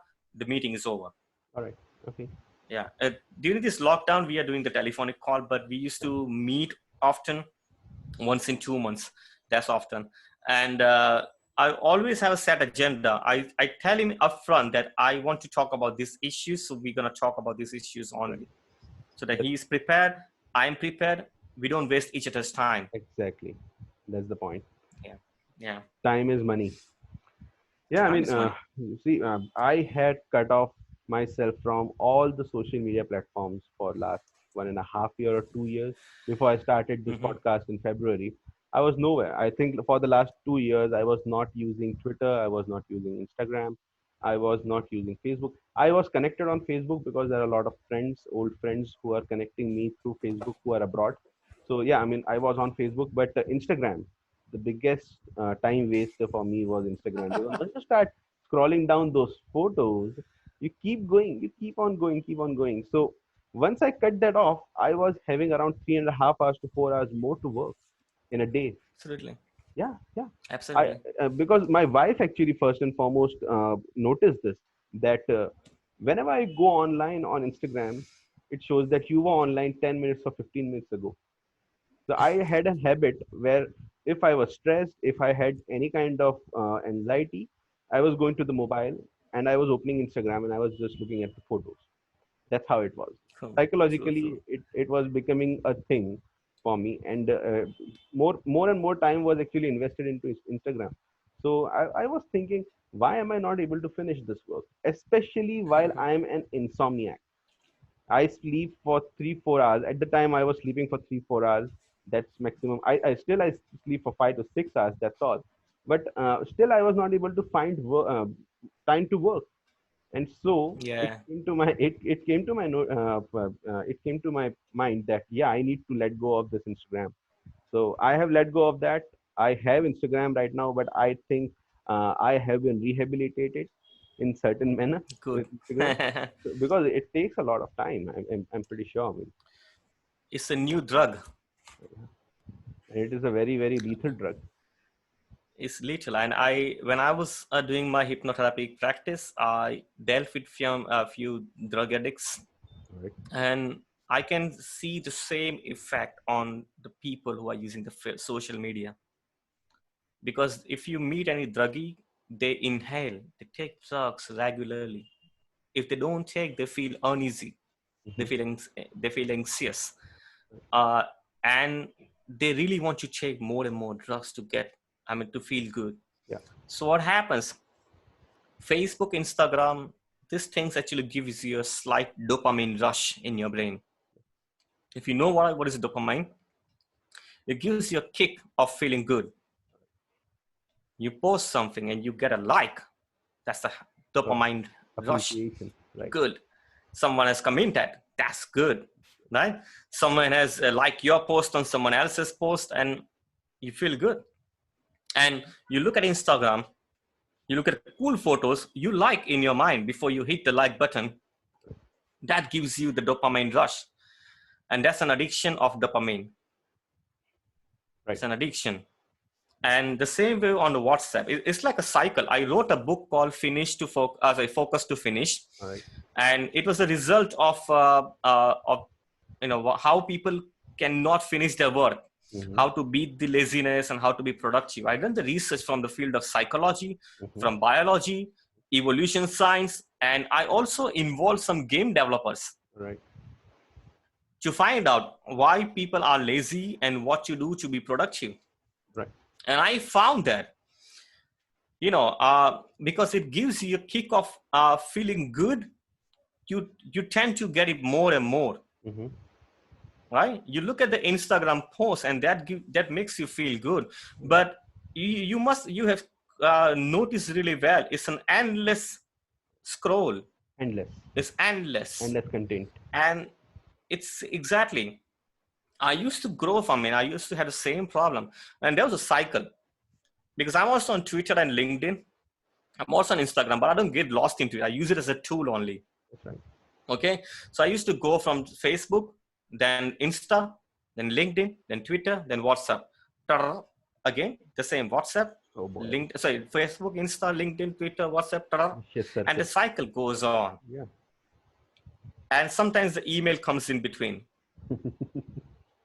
Yeah. So basically, from the morning till evening, basically we are pretty much engrossed into this thing, and we decrease our productivity.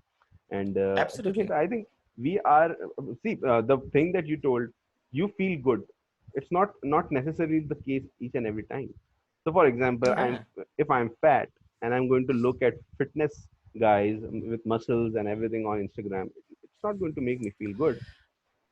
It's going to give me an inferiority complex in the back of in the back of her mind. It is actually going to do that, and it is doing that for Yeah. everyone. The Absolutely.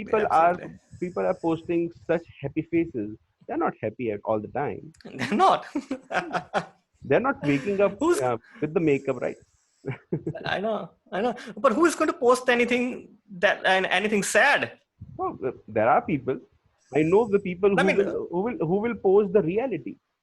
Who will post the. no, I'm not but saying very few. you need to post sad. I'm not saying that you need to post sad. Just post what is real about you. But they want. Who is going to post something? Let's say people have pizza and they post on Insta that there you go. I'm at Domino's Pizza eating pizza. Nobody's going to post something at oh, we are having dal roti at home. I'll give you a You know? story. So there is a friend of Yeah. mine, a past friend. She got married, went to UK. Now she settled in Australia, and she Hmm. has this brush challenge that is going on these days, right? So Oh. I think you might have seen that the ladies are putting the brush in front of the camera, and then they are doing the makeup and they are appearing on the video. So she actually posted a video in which she said that this is my 100th take of spinning this brush and catching it in the air, and she was fumbling all the time. And that's the reality Hmm. that made me laugh. That made me laugh. It made me happy that she is posting something like that. That's the reality. Yeah. So Nobody will post the failure. Very few will post their failure, to be honest. that's true. But failures Yeah. are much more of an opportunity to learn for others than success. I totally believe So that. so good to hear that, but people don't like to show. I, I'm telling you my Yeah. failure. I'm telling you that I had an addiction for this thing, and basically, Yeah. if someone is listening to this podcast, they would understand that yeah, maybe I'm giving too much time to Instagram, maybe I'm giving too much time to this, and there are certain things that I can do in life, which if I leave Instagram or if I leave these social media platforms for a little Their bit. ego will stop them. Their ego will stop them. Well, if I can affect just one person, I think that will be still worth it. See, people who don't want to look embarrassed. Hmm. That is true. Yeah. Why why people don't take action is because people don't want to look embarrassed and guilty, Hmm.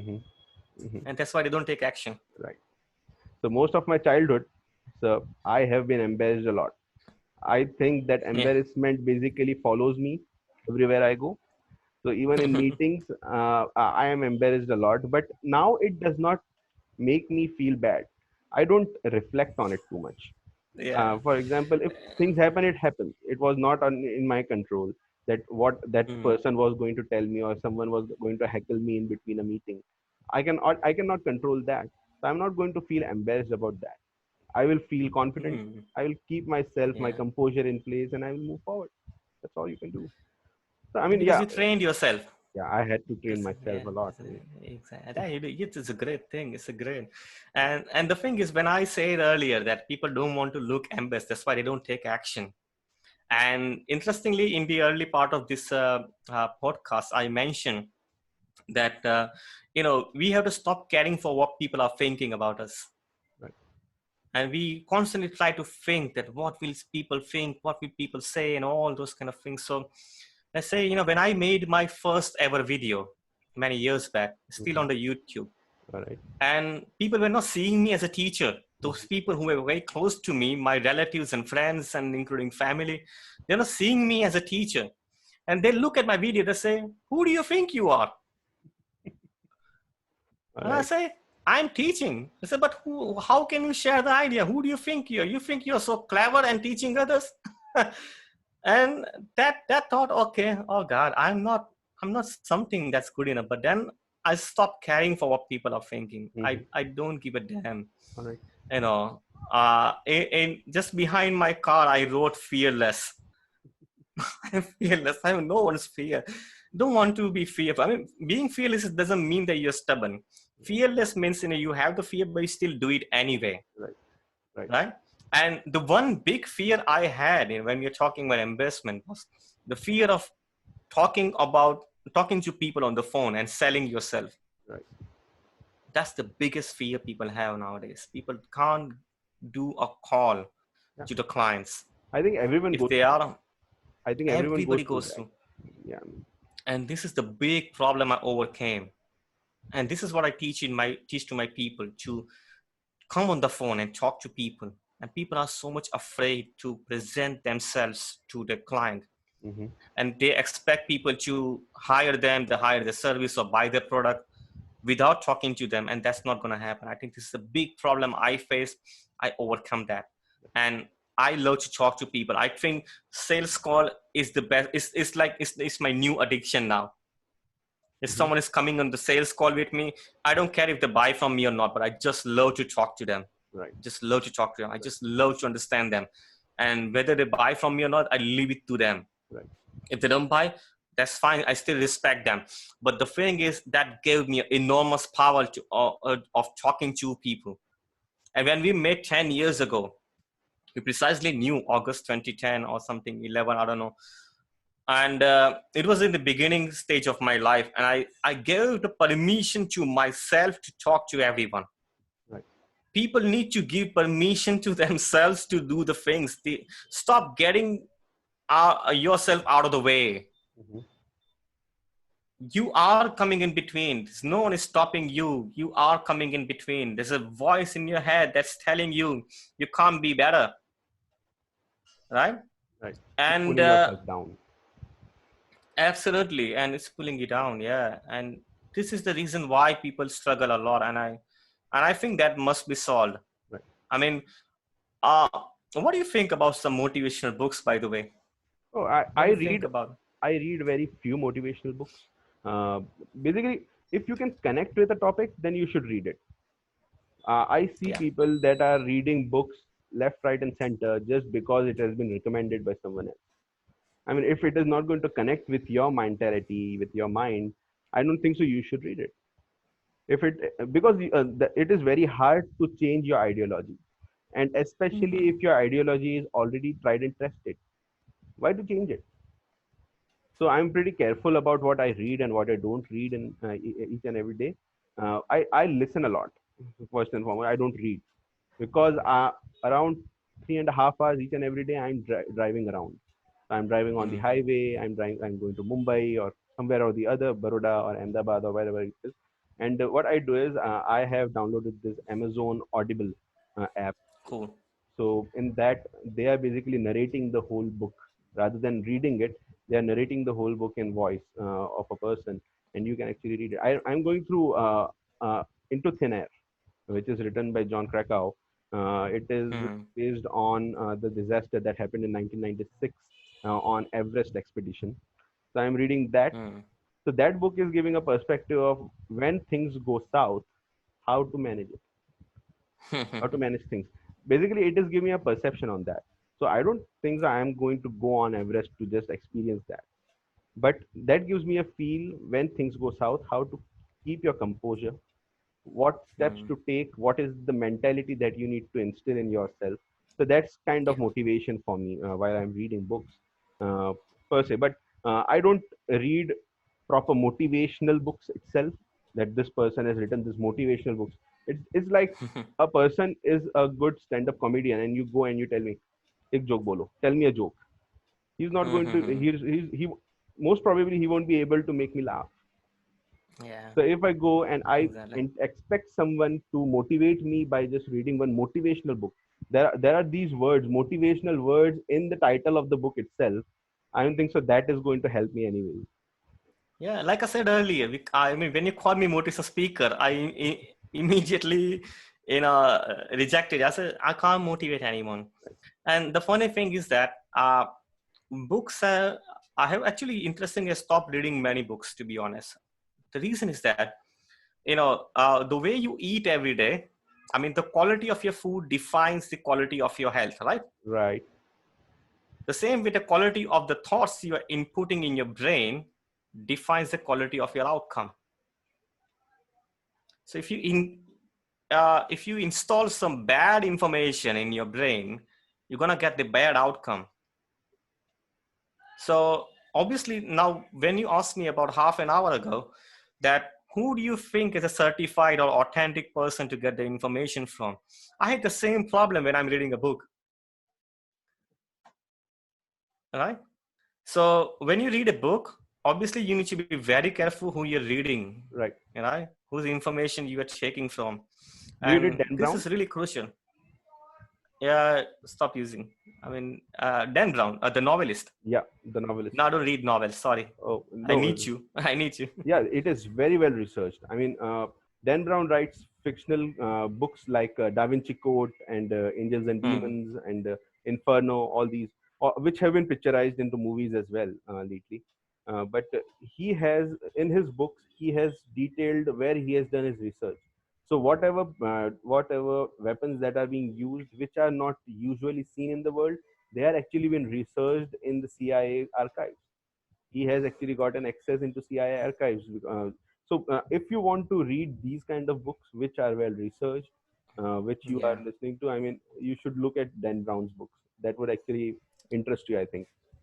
Yeah, exactly. No, I think the storybook is my next love. I Uh-huh. can say that. I never put my hands on any novel or storybooks, but I'm really consciously going to do it after few months or so. Right. But definitely because I want to develop my, I mean, for last 1 year or something, I developed the skill of direct response marketing or advertising. Mm-hmm. Now I'm going to go up level. I want to learn storytelling skill. I've been telling stories hypnotically very well, but I want to create the stories more powerfully. Do you write This is what yourself? I'm going to do. Second, Do you write yourself? what do you mean? Um, do you write books, blogs? Anything? I wrote 5 books so far. Oh, great. What are the name of the Yeah. books? Just for the listeners. Uh, the first book was Conquer Your Procrastination. All right. Yeah. Okay. The second book was Conversational Hypnosis, means how to communicate hypnotically. Mm-hmm. The third book was How to Be a Badass Winner. All right. The fourth book was Finish with Focus. Mm-hmm. And the fifth book was How to Be Your Own Superhero. Okay. All right. Yeah. So basically, each and every book is very perspective then, perceptive in that sense that you are explaining very accurate points in each and every book. I think each book has to be focused on one idea. All right. Okay. Fair It should enough. not be talking about everything. But there are certain Yeah. books which is talking about just about everything other than the idea itself. Yeah, mumbo jumbo, you can't rely. I mean, yeah.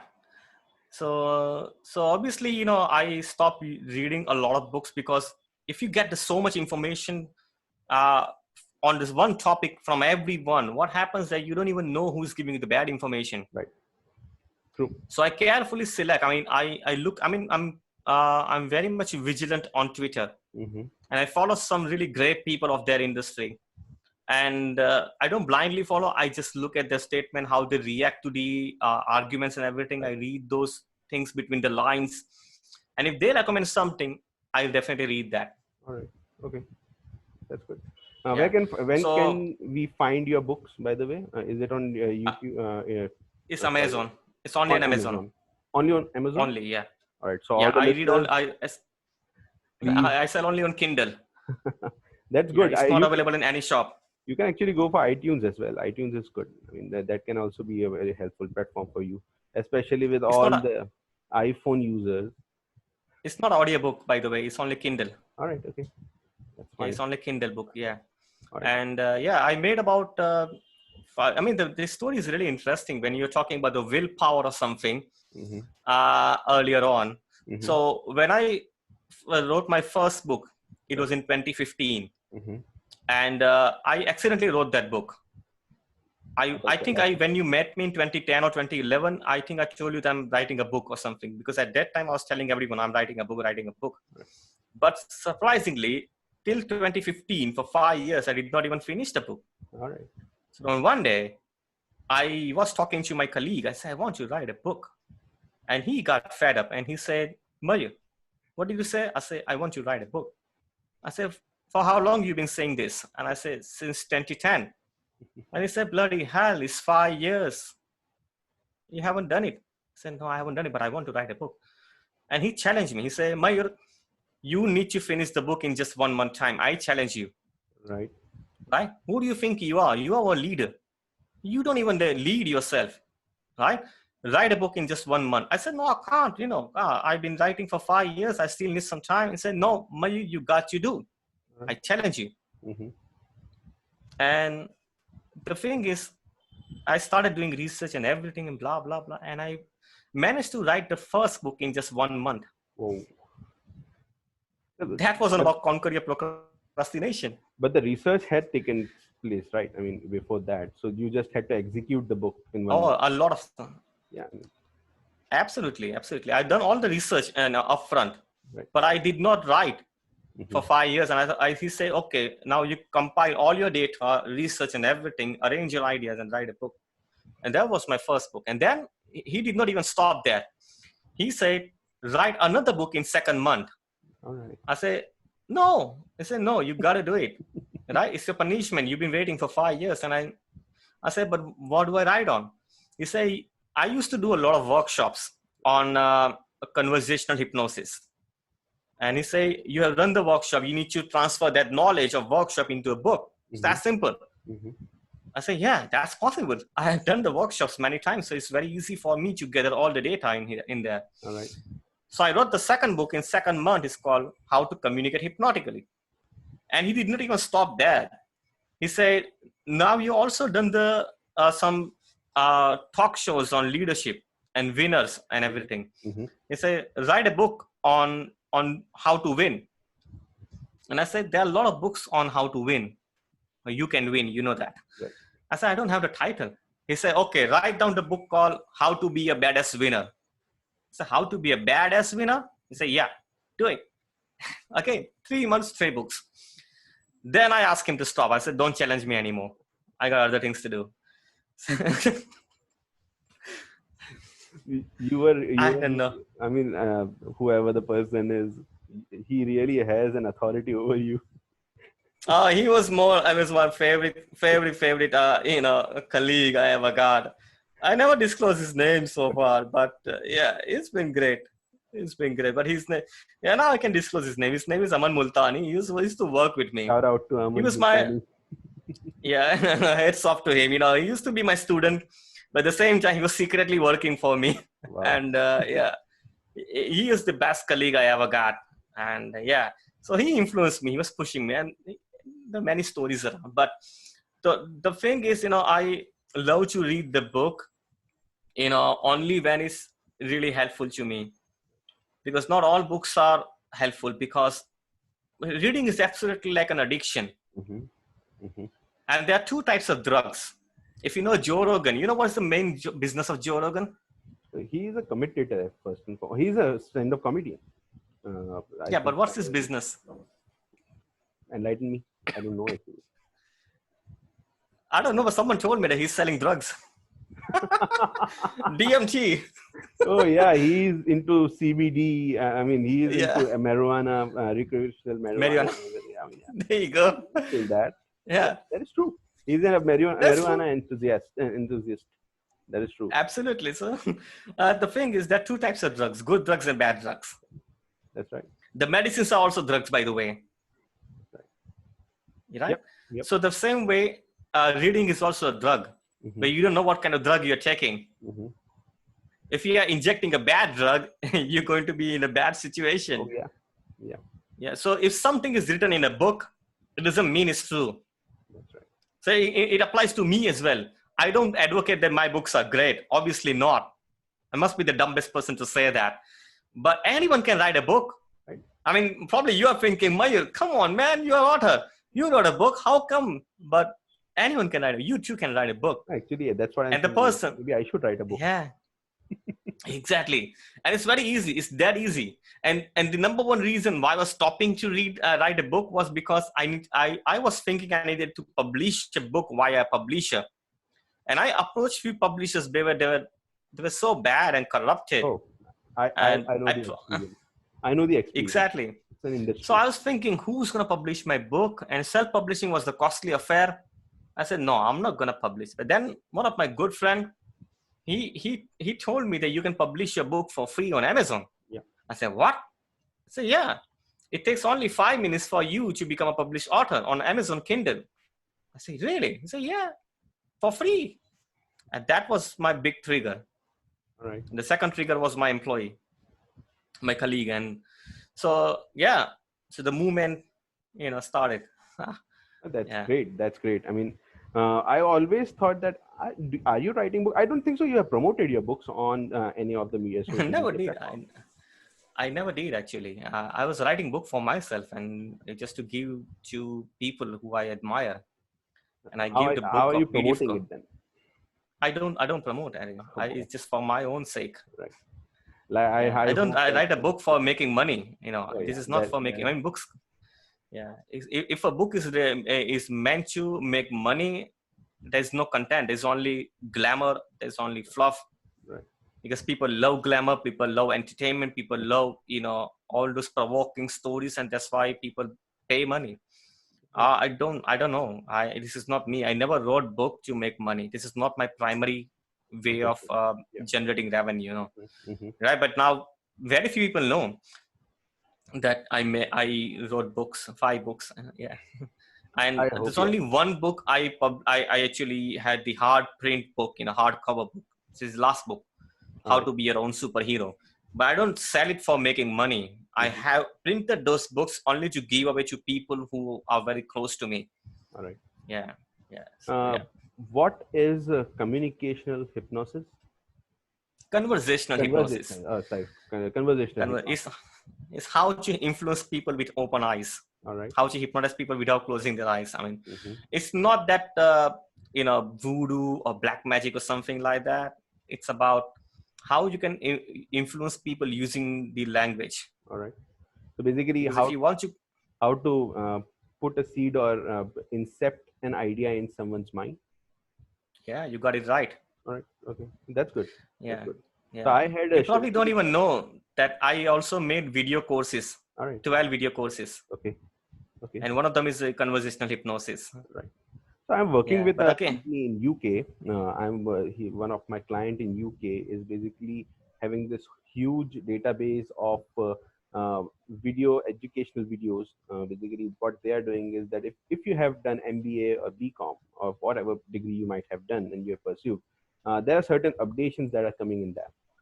There are yeah, certain updations that are coming in the economic principles, and the certain papers are being submitted by various universities, and those papers are being published, and they are putting these educational videos just to update the people who have already gone through these courses. So I can actually hook you up with these people as well in UK. They might be able. I'm honored. I mean, I think your videos are essential, and I don't think so there will be any this kind of content available online. So yeah, I should actually hook you up. So remind me that I'll Thank you, do that. I'll do that, sir. thank you. All You're right. so humble. See, this is how everyone should be.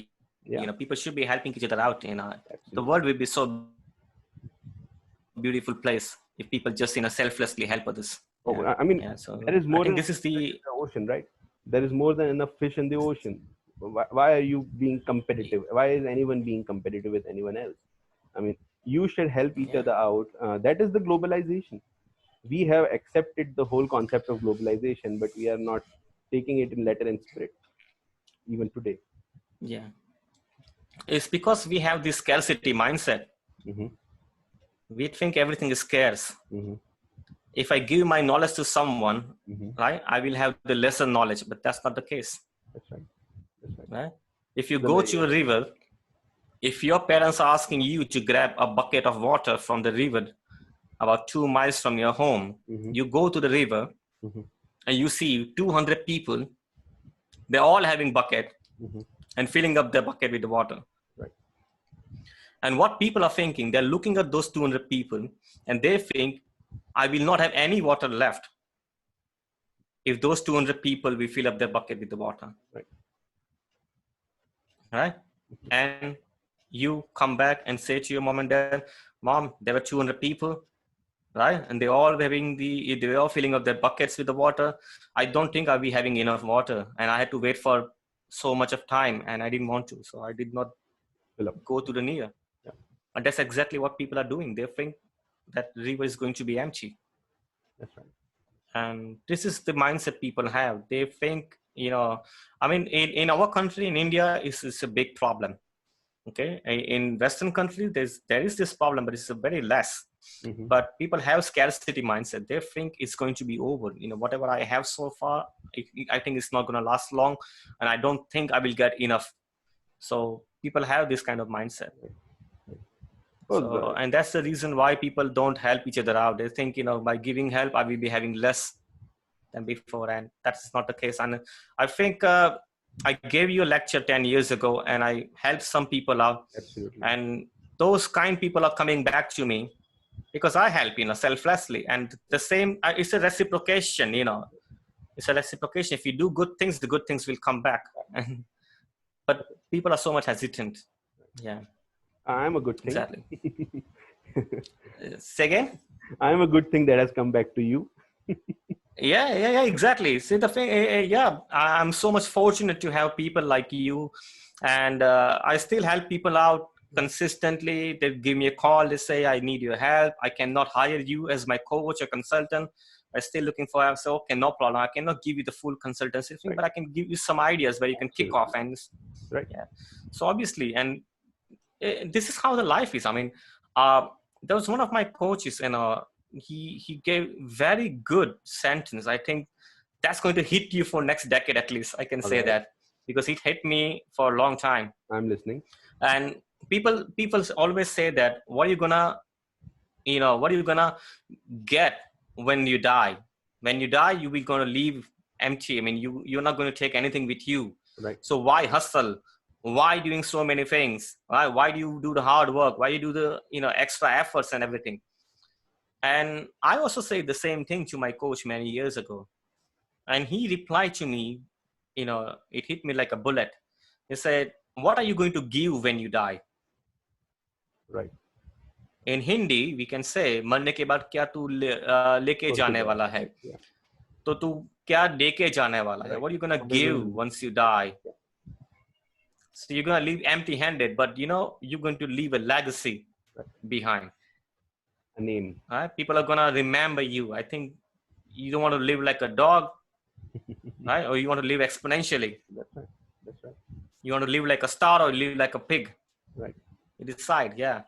So that motivated me. I said, okay, let me just give everything, to society, and it comes back automatically. Right. It comes back. Yeah. Well, that idea actually hit me 9 years ago. So I started getting connected with NGOs. Wow. Yeah, I mean, I grew a lot in my teenage and very quickly. Good, man. So yeah, I Good. matured.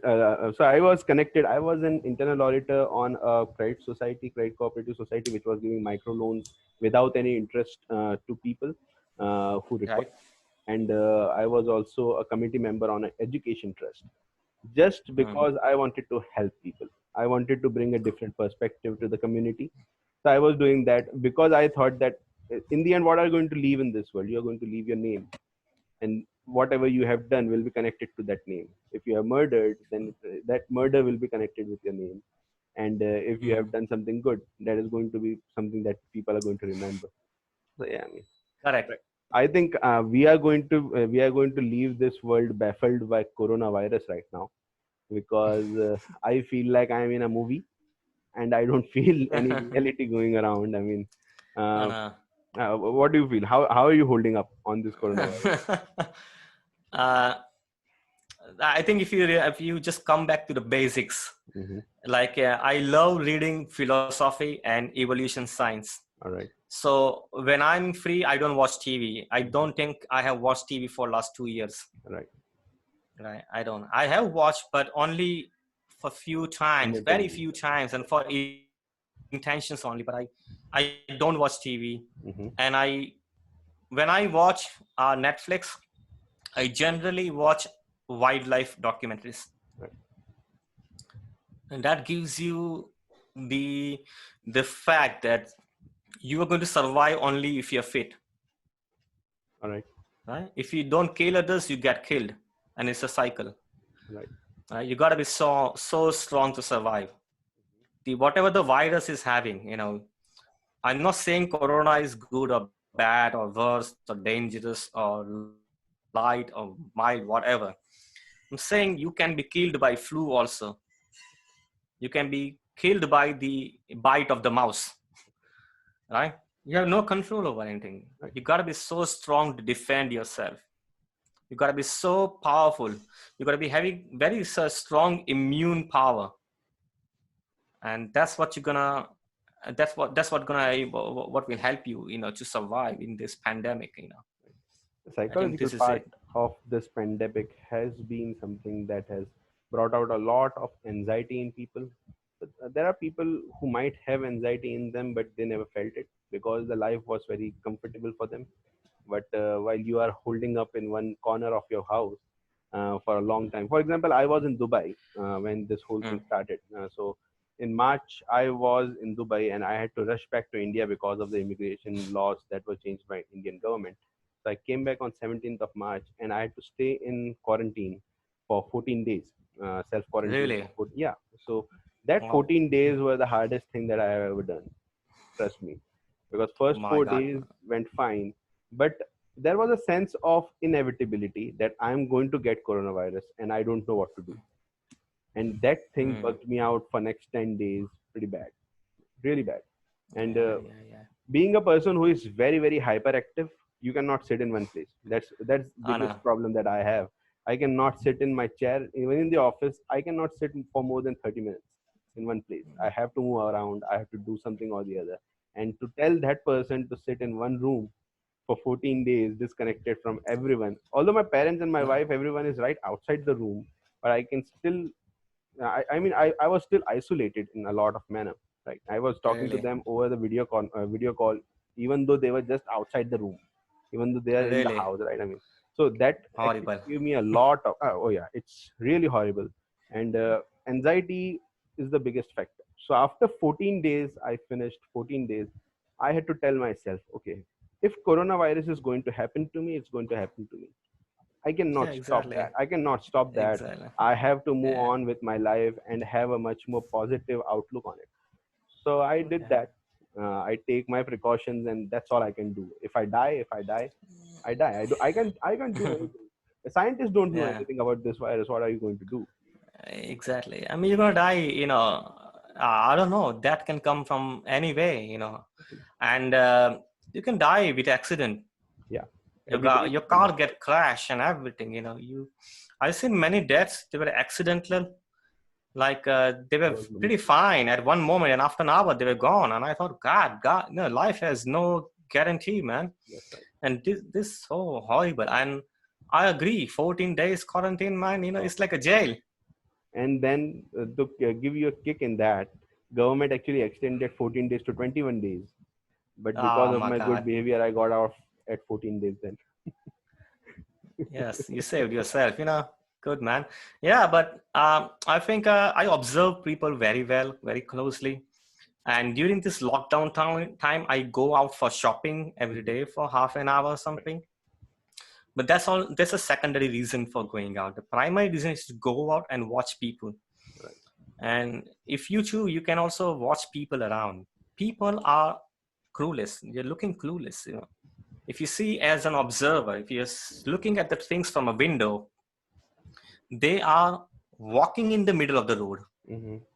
They're driving in the middle of the road. They're not following the lanes. They're driving in the middle. Right. They're walking right in the middle. They're going on the wrong way, right in the middle. They're standing in a queue for shopping, and I cannot see their lips because it's covered by Right. mask. But I can see their body language. They look helpless. They look hopeless. Right. And the speech, when they go for shopping, they ask the shopkeeper and they keep forgetting. Oh, I forgot this. I forgot it. They give a call to family members and they, make sure they got the right things. Right. And they walk slowly. They have no energy. And this is the common scene everywhere. And they are being very angry on the small issues and all those kind of things. And Oh, this is negativity not. creeps in. Negativity has creeped in a lot. I mean, I was talking to another friend of mine who is a lawyer, and he's telling me Hmm, that there are so many cases of domestic violence that are coming out right now during the lockdown correct, because there correct. is so much frustration that has been building in people. in a lot of Yeah. families. There are so many families that are living in very confined space, and they have to make do with whatever space they have right now in lockdown. And because That's of true. that, there is so much domestic. A person was murdered by his own father a few I days ago. know. Exactly. You There's know, a Muslim family. Yeah. yeah, yeah, that's right, Yeah. like 3 lanes away from my house. Really? Yeah. Oh. So Oh, horrible. I was really shocked about that. I mean, that makes you feel sick in your stomach, I know. And a father killed the son. You know. right? Incredible, man. Incredible. It's So, just. I mean, what should a person do as a person who has studied a lot of psychology? What should a person do in this hard time? That's what I would like to ask you. Cool. Yeah, thank you very much for asking that. I think it's a big time. Like I said, I observe people. I see that these people are lost nowadays. They are clueless. They are really uncertain about the future. Mhm. The only thing that can save you is to get prepared for the consequences. In terms of finance, in terms of health, in terms of business, in terms of personal life, you got to be prepared for everything. In terms of finance, I can't talk more on that because I'm not a financial advisor, but I have some common sense that keep some cash with you. Keep some cash with you because people are going to face a lot of problems with the cash. Mhm. So keep the cash with you. That's the first thing. And I can't comment on other financial things. I will keep it to myself only because it's highly debatable. Right. And but the thing is, keep the cash and keep the gold. I think that's gonna help you to survive. That's my belief. Right. So second thing, for the health side, obviously you got to change your habit, like we have discussed in the first hour of our podcast, that you got to eat healthy food, got to develop the immune power, Hmm. cut down the sugar, cut down the carbohydrates, eat a lot of protein. That's going to help you. Okay, stop meeting the rubbish people, Hmm. don't get contaminated. Right. So that comes in the health part. Do the mind, I mean, small home workouts. I think there are a lot of videos on Oh, YouTube. yeah. You can go and do the home workout. It takes only 30 minutes a day because you're not doing anything at all, at a day, I mean, at your home. So you can do the workout for 30 minutes. That's going to help you. The third thing I said about your own business, Hmm. right? You got to change the way you do business. If you're giving a service, you're sitting on a gold mine. I have to say that Yeah, you're I'm sitting working on a from gold morning to mine evening because every day. I'm working morning to evening every day in this lockdown from home, still I remotely. do. Yeah, exactly. So you're sitting on a gold mine if you're doing a consultancy or something, a coaching, or if you're running a service-based business, because you can actually approach the entire world and you can work from home. Yeah. You'll be surprised to know that I used to work from home since 2010. Can you Oh, believe that? really? Exactly, man. For last 6 months only, I hired one office. I Okay. used to work from home. I used to meet people at cafes. Yeah, I do that. And Even though I have an office in place, exactly I do when that. I am. yeah, I used to work from home since 2010. I had office, but for some time and for very temporary basis. And the thing is, and the problem was, when I was telling people I work from home, they used to look at me like, God, you must be alien. How can you work from home? You got an office. You should be having a team and in front of you and all those things. Right. Hello, Yeah, yeah, go ahead. hello, Yeah, can you hear me? you listening? Yep, yep, go ahead. Yeah, Mayur, can you hear me?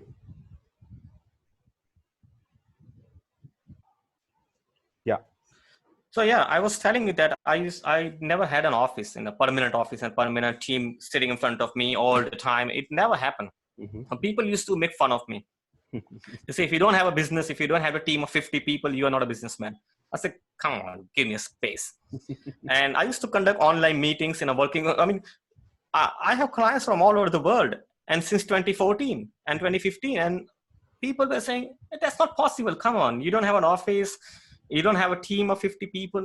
I said, God, when you gonna learn? And when the Corona lockdown started, Hmm.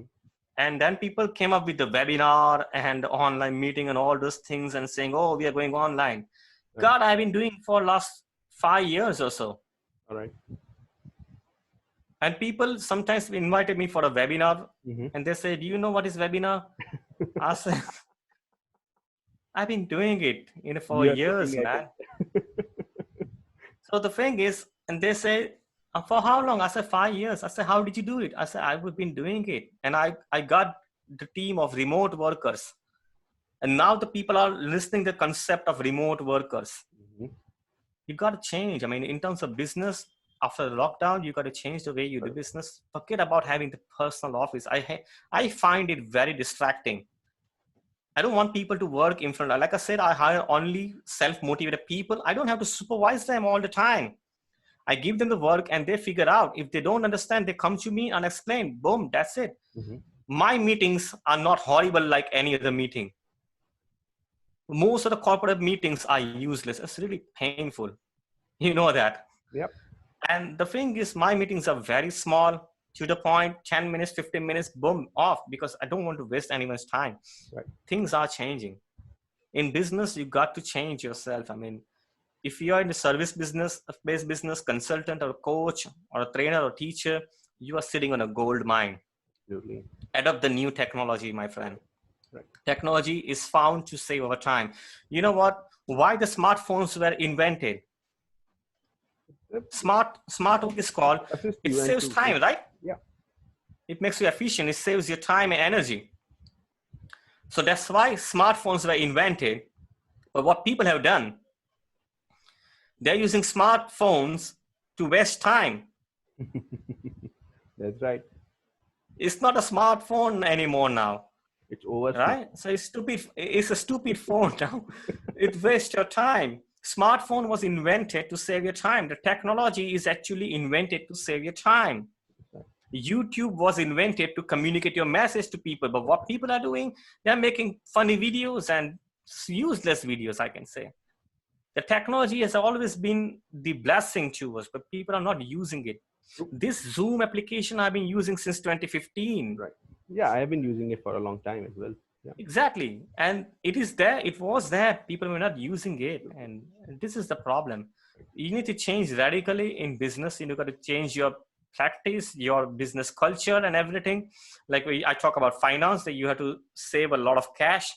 The second thing, the health, you got to be developing your immune power. Hire a really good, health expert or health coach, if anyone is near you, and get a guidance from them, like I did. The third thing I say about the personal life as well, the business life, and now come to personal life. You got to have a mental diet. You cannot just consume, WhatsApp every day and consuming all those hate messages and all those bad messages. What are you injecting in your brain? It's gonna ruin your life, So there's no cure for any of this anxiety problem or depression, because I have dealt with many people, for 5 years as a hypnotherapist, practitioner and counselor. And this is very hard to cure a depressed person. And that's an interesting story. A depressed person is actually happy to be in the depressed state. Right. They want to be in it. If you take the depression out of their life, they actually feel more depressed because they feel emptiness in their life. So the first condition when I was curing depressed people was, are you really, ready to get rid of this depression? And when they say, yeah, 100%, then I start my practice. And if they say, no, 90% or 50%, sorry, you're not ready yet. Because they cannot live without depression. And the first thing is they have to be aware that they are depressed. Right. The awareness is so much important. If you're not aware that something is wrong, you can't fix it. That's right. So people try to fix the problem. They don't even know what's the real problem. Right? So this is a very good time for people to sit down alone and think deeply. That 14 days quarantine has changed you dramatically, right or not, Ibrahim? Absolutely. It has given me a very good positive vibe about myself, that I can actually get out of this rut, which is very important. If you can do this once, you can also do it again. So I am trying to spread the message out as much as possible, because every day, in our city, in Surat, the cases are racking up now. The coronavirus cases are going up, and more and more people are going to go into quarantine sooner or later, because there will be contact tracing of each and every positive case. And so those people need to know these things, what to do during your Yeah. 14 days of quarantine, right? Yeah. Yeah. So, I mean, the whole landscape, while coming to your business point of view, the not having an office and anything, I think the whole business point of view, whole landscape of working has changed already. Indeed. Indeed. People have already found out that you don't need an office. You don't. My whole You don't team need, is working obviously. remotely, and we are having a Zoom call each and every day. We are having our discussions each and every day. So, I mean, And it's a less headache. It's a so less headache. it's a bigger headache, to be very frank. I mean, you are used Really. to it because you are used to it because you have been doing that for a while. But I Uh-huh. used to have certain intervals in between one meeting to another meeting because I had to travel from one office to another, or the clients Hmm. would be coming at a little bit late. So I used to get a break in between each and every meeting.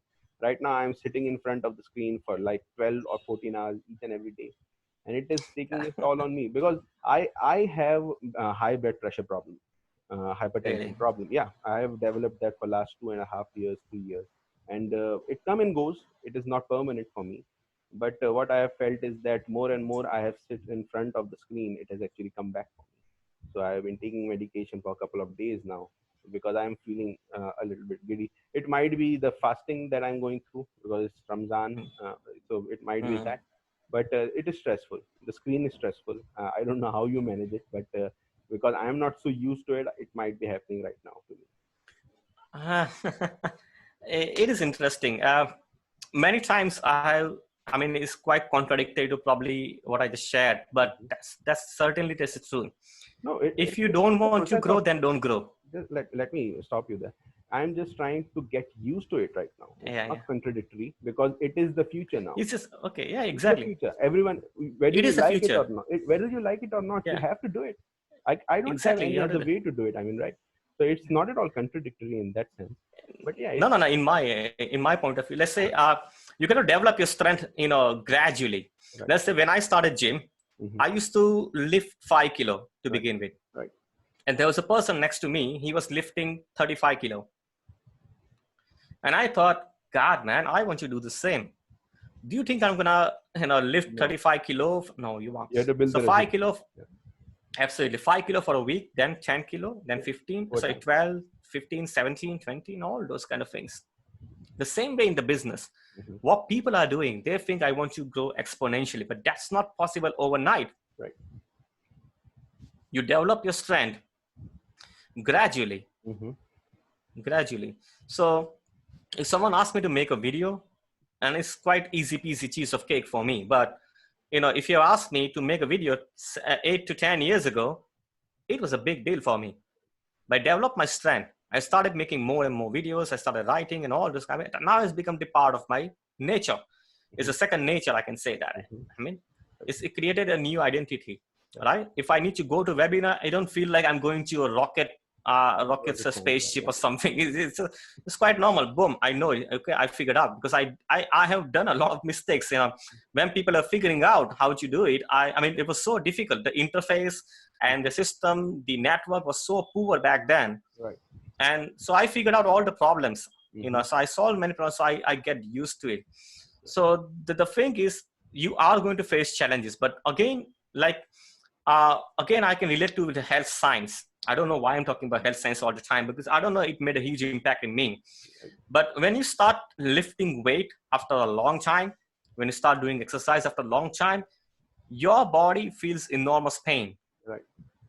It's so painful, right? Your joints and muscles are having so much pain, but that's good for you. Right. Because what happens, there are two things which is my health coach told me, that number one thing is your muscles are what you call bursting, Right. and that's why you feel pain. Expanding. The Right. second good thing is that your body and mind are connected. Hmm. So when you give a pressure to your body gives signal to your brain that someone is hitting your muscles. Damaging it. Right. But the mind cannot differentiate between the real pain or imaginary pain, or the real what you call blow or the imaginary blow. Hmm. Your muscles are feeling that someone is hitting you, Yeah. I need to but it strengthen can't this. differentiate. Yeah. So your mind will resist you. Oh, it's so much painful. Don't take any more pain. I can't bear it. The same goes with the mental pain. Right. So your mind cannot differentiate that is a real pain or imaginary pain, and then it gives you the same signal. Oh, you feel tired, but once you get used to, I think you'll be fine. You'll be fine. I I'll think be this is fine. what people need to do. I know that, but the difference between your analogy of gym and my analogy of working right now from home, the only difference is that there is an option that I can gradually increase the weight.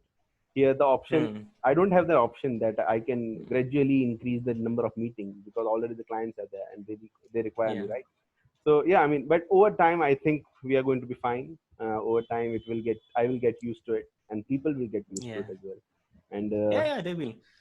It's the nature. I mean, it's a nature. I think if you study evolutionary science, and it says that people are so adaptive. Those who adapt, they will survive anyway. exactly, exactly. Right? I mean, it's more like a cockroach dinosaur theory. You know, dinosaur The it became perfect. extinct because they could not survive. They could not adapt themselves. But the cockroaches, they adapted themselves in various atmosphere, various environment, and they survive. They're still surviving. The same way, those who are cockroaches, you know, those who are adaptable, they will survive. Well, by the way, cockroaches can actually survive nuclear holocaust as well. So Yeah, there you go. Then it's amazing. they are It's already adapted amazing. in that sense. The same way, those who don't adapt, they will lose their business, they will lose their life. I mean, I don't say that they should do, but you got to be adaptable, you got to change. I mean, if you Right, can't change, if you still think no, this is who I am, I mean, you need to change your identity, you need to change the way you work.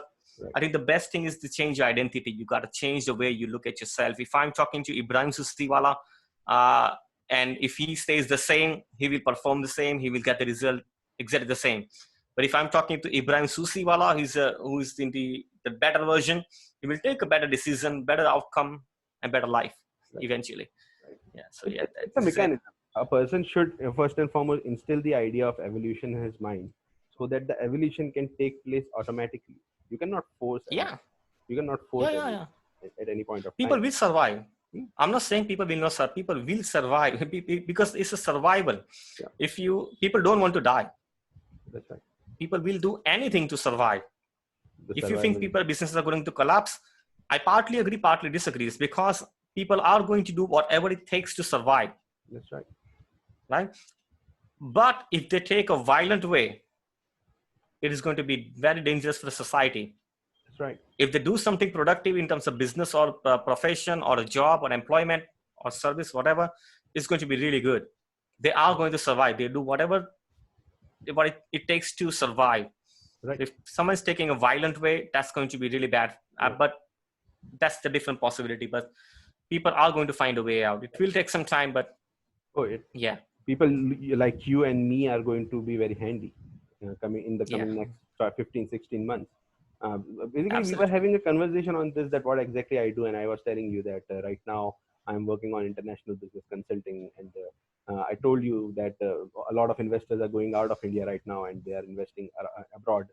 So Mm. yeah, I mean that even that point, basically people don't know the options they have at their disposal, and Yep, they are not using all their options because they are not consulting with the right professionals.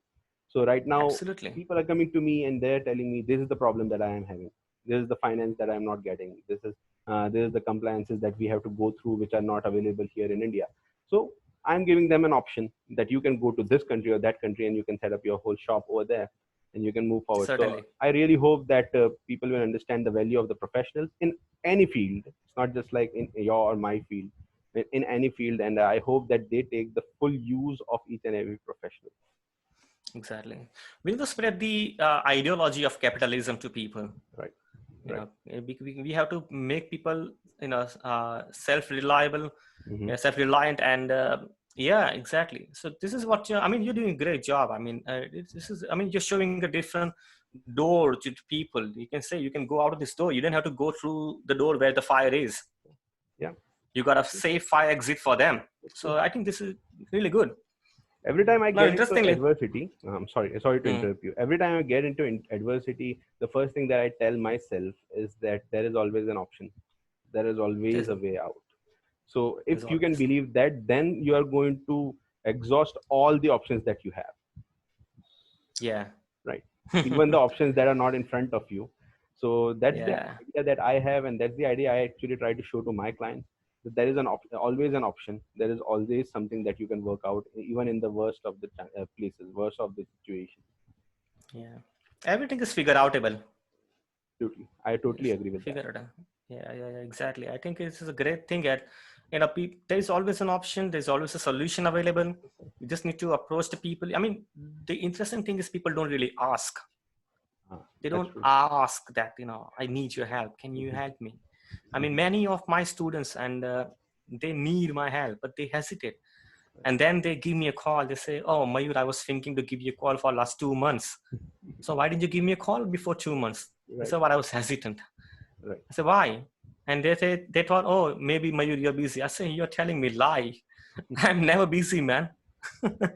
I mean, I'm available to talk. If I'm free, I will definitely talk. But Leave a message. what kept you waiting for 2 months? I mean, this is what people need to change. I mean, just go ahead and ask for the help. I mean, it's just more like in terms of business, like you got to go and knock to so many prospects' door, Mm-hmm. and you need to knock 10 to 15 doors to get one yes. So you probably have seen some salespeople. I mean, some ladies, some people are coming. They do door-to-door salesmanship, and they knock on each and every door. Everybody says no, and on 25th door, someone is buying the product. You need to be that kind of a person, a relentless animal. I can say that. I mean, don't take no as a permanent rejection. It's not.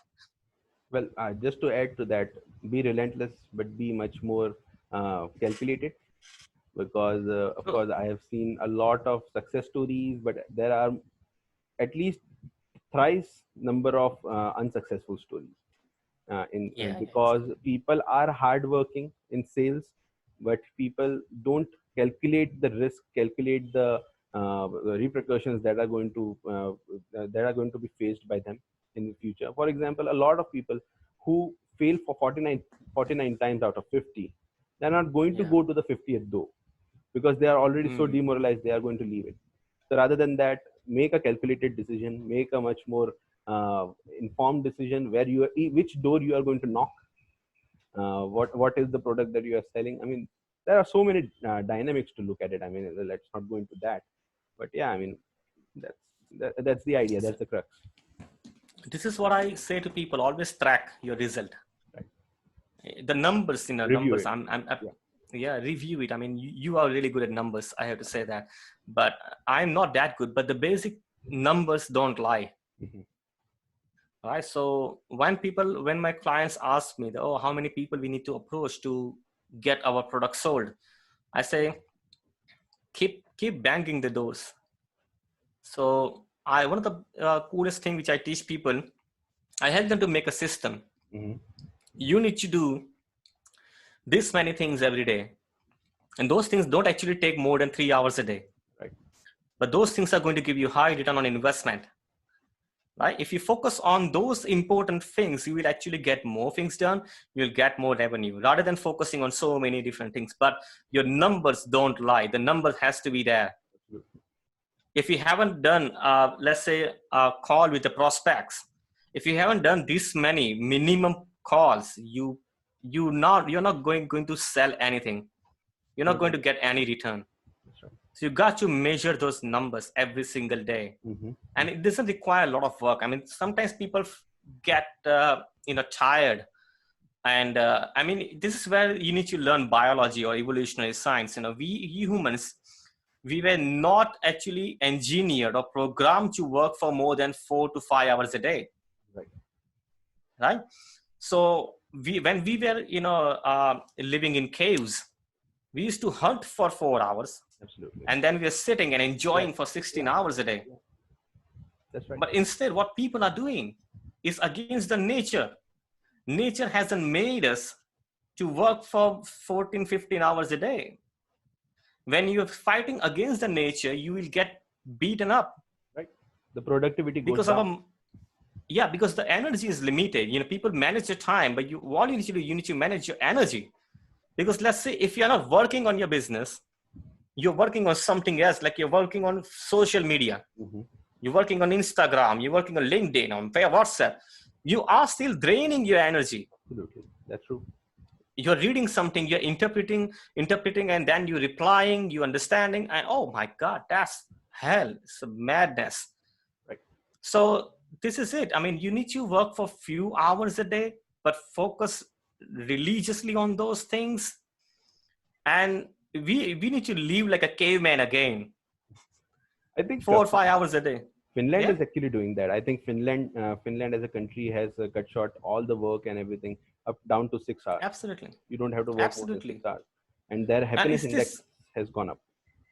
absolutely? And the thing is that this thing started getting ugly after 1750 only. Right. It's less than 300 years ago when the Industrial Revolution came. Before Industrial Revolution, people used to work for 4 to 5 hours a day only, and they were living happier. But when the Industrial Revolution came, the mass Materialism. production and the mass recruitment and all big factories and all those things that kept us, slave, working for 12, 13 hours a day. Right. Are you one But of our those? energy, Are you one of those person second, who thinks that capitalism is a big conspiracy? I actually support capitalism, to be honest, but Okay. capitalism doesn't teach you to work for 12, 13 hours a day. Uh, Really? You are a capitalist because you are helping people to make more money, save more money, Right. right? And save their frustration. Hmm. So they don't have to work for longer hours, right? Right. But that applies to the entrepreneur, the people at the top. What about the people Exactly. who are working underneath you? See, we didn't have the concept called employees before Industrial Revolution. All right. Before Industrial Revolution, there was a concept called apprenticeship, Mm-hmm. All right. right? You've probably seen, I posted something yesterday. I'm looking for an apprentice All right. who I can guide, because Mm-hmm. I have hired so many apprentices in my life throughout. Okay. The one time was my colleague who inspired me to write a book. He was my apprentice, All right. right? So he was also a boxer, by the way, Sure. Okay. right? He was a boxer at college level. Mm-hmm. And he is actually a motivational speaker nowadays. Okay. That's good. So the thing is, whoever wants to be a consultant, who wants to pursue the career, they have to work with me and I teach them. The same concept was in the world before Industrial Revolution. Mm-hmm. If you want to be really good at something, you need to work under someone who is really good. Right. You work under them, you get the guidance, you do exactly what they do. And after some year, the leader promotes another leader and go to the next level. You know what I said in the first hour of this podcast? Go ahead. The leader creates a space for another leader and he Exactly. goes on the same way. The apprenticeship is the future, by the way, because there are more number of freelancers in the last 10 years than ever before, if you remember. True. That is true. They are like informal employees, non-contractual. So same concept will come. If you want to be good at something, you have to work with someone who is really good. Right. And you work with them, you learn from them, and that's how you grow. True. This is the business culture. And people used to work with a lot of business people. They used to learn tradesmanship, Mm-hmm. right? Mm-hmm. They used to tradesmanship is like if you want to be a plumber, Mm-hmm. right? You go and work with a plumber and you Right. learn the art of plumbing, Mm-hmm. right? The same way you want to be a good mechanic, you go and work under mechanic for years and then you open your own shop and the market will decide whether you're good or not. Right. Right. If I work under you, right? And if I think, okay, I'm actually better than Ibrahim, I should start my own office, but that's not going to help because I haven't allowed myself to learn everything from Ibrahim. Experience. And if I'm good or not, who's going to decide? The market, the customers will decide if I'm good or not. True. True. The numbers. So I think the employee culture is actually being imposed since Industrial Revolution. All right. Instead, what the leaders should be doing, they should invite more people and say, you want to learn, you want to be like me, then be like me. Again, the word of it's not a word of caution. No student can surpass the teacher. Mm-hmm. Even if I learn everything from you, you will still have some secret weapons that you will not even teach me. And you will, that will be unknowingly anyway. Right? I know. Because I won't be learning everything like you, because some things are very intuitive. Right. You understand that? Right. I cannot learn everything that you know. Right. True. So obviously, a subordinate can never surpass a leader. It's not going to happen. And we know many leadership theories and books and everything. People talk really contradicted. This is why I hate, all those speakers was jumping from the stage and saying, leaders create more leaders. Good, right? But they don't even follow. And Correct. they also say that leaders take initiative. Yeah, that's also good, right? Then also they say leaders give opportunity to people, but they don't give. Yep. They don't follow. Right. That's exactly what you need to do. You need to give space. There you go. You want to be like me, then be like me. Right. You cannot be beaten by your subordinate. Mm-hmm. I mean, you were the boxer and there was a teacher or not? You had a Yeah, teacher? I had a coach. You had a coach, obviously. Yep. Can you beat your coach? No, even my success is his success, right? I owe it to him all the time. Absolutely. I I mean, will always absolutely. owe If it to you, him, right?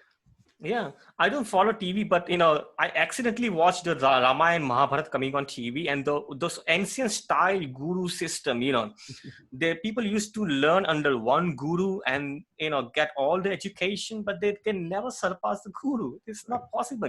Right. Now, what problem leaders are facing? They think if I teach my employees, they're gonna go ahead of me.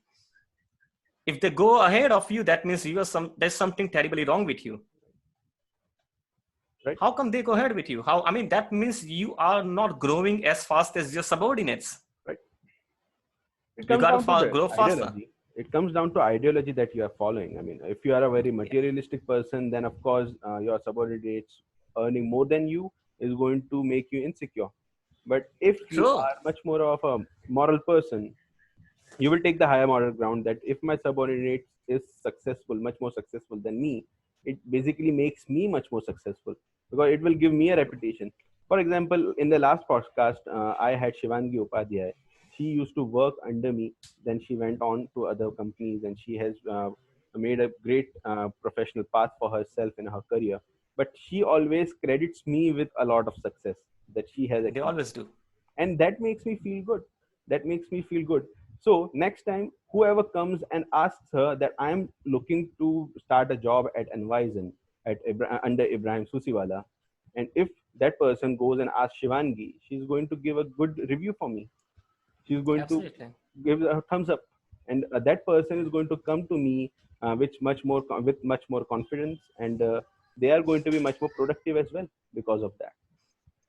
Yeah. So If you yeah. remember, like my coach said, मरने के बाद क्या देके जाएगा? What are you gonna give to this world? Right. Right. Yeah. So obviously That's the this is wealth it. that you are going to give, right? Second. That's the wealth that you are going to earn and you have to give to the world. Absolutely, absolutely. I mean, the thing is, this is how the business system should be. Nowadays, many business people are so much authoritarian. I mean, they want to rule, they want to control the employees. You can't control anyone. I You can totally only agree. guide them. You can only guide them. If you Mhm. hire the best talent, they will definitely work for you. I've seen a lot of problems in the culture of the company. It's because they hire the people they really love. Right. They think, oh, if a person is a yes man, I need to hire them. And this is, I mean, they pay the price.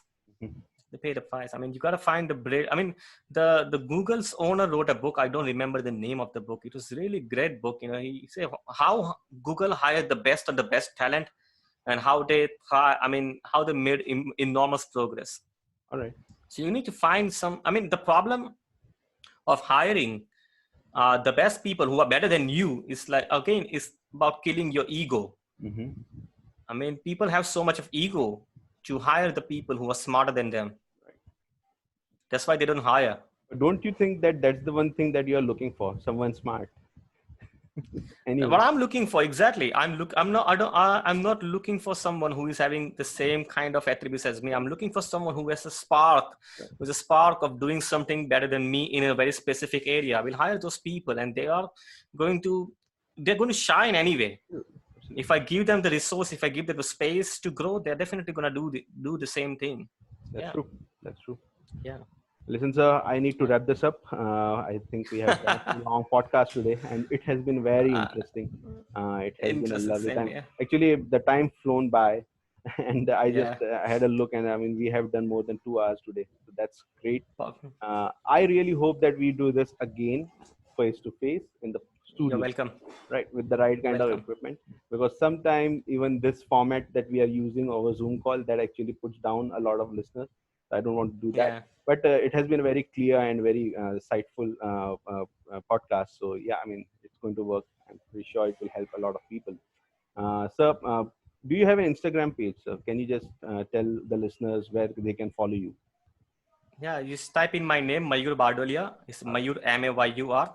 Mhm. Bardolia means Bardolia. All right. And you won't miss me. I mean, if you look at me on the screen, you definitely find me there. And I'm on LinkedIn, I'm on Twitter, I'm on Facebook. All right. Yeah, And yeah, exactly. there are a few corporate listeners as well of our podcast. If they want to connect with you for any seminars, how can they do? Should they do through LinkedIn, or is there any email ID that they can use? They can send me a message on Facebook or LinkedIn or Twitter. Okay. However, I'm generally active on those platforms, and I obviously check every single message. All right. Right? They can email me at mayur@mayurbardolia.com. All right. If they want to know more about me, they can go to my website called mayurbardolia.com. They go onto my website. There's a small free case study video I have mentioned. They can watch the video. All They right. can get a lot of ideas on how to get the 5, 10, or 20 new clients every month. Right. So sorry. So yeah, but I always reply, and people can always call me on 97370 46050. All right. If I'm free, I'll generally answer. All right. I don't reject any call, and this is my personal number, and it's my only number. I don't reject any call. I mean, if I'm rejecting, that means I'm busy or doing something else. Right. I generally answer everyone. All right. Okay. Okay. So, yeah, That's I'm approachable. I kept myself approachable. Yeah, That's perfect. So I hope, sir, that we will do this again. All the listeners, I certainly. hope you have had a great time listening to this podcast. And I'll be back soon with another guest with another insightful idea with them. And till then, goodbye. Goodbye. Goodbye, Take sir. care. Take care. Bye for now. Be Take safe. care.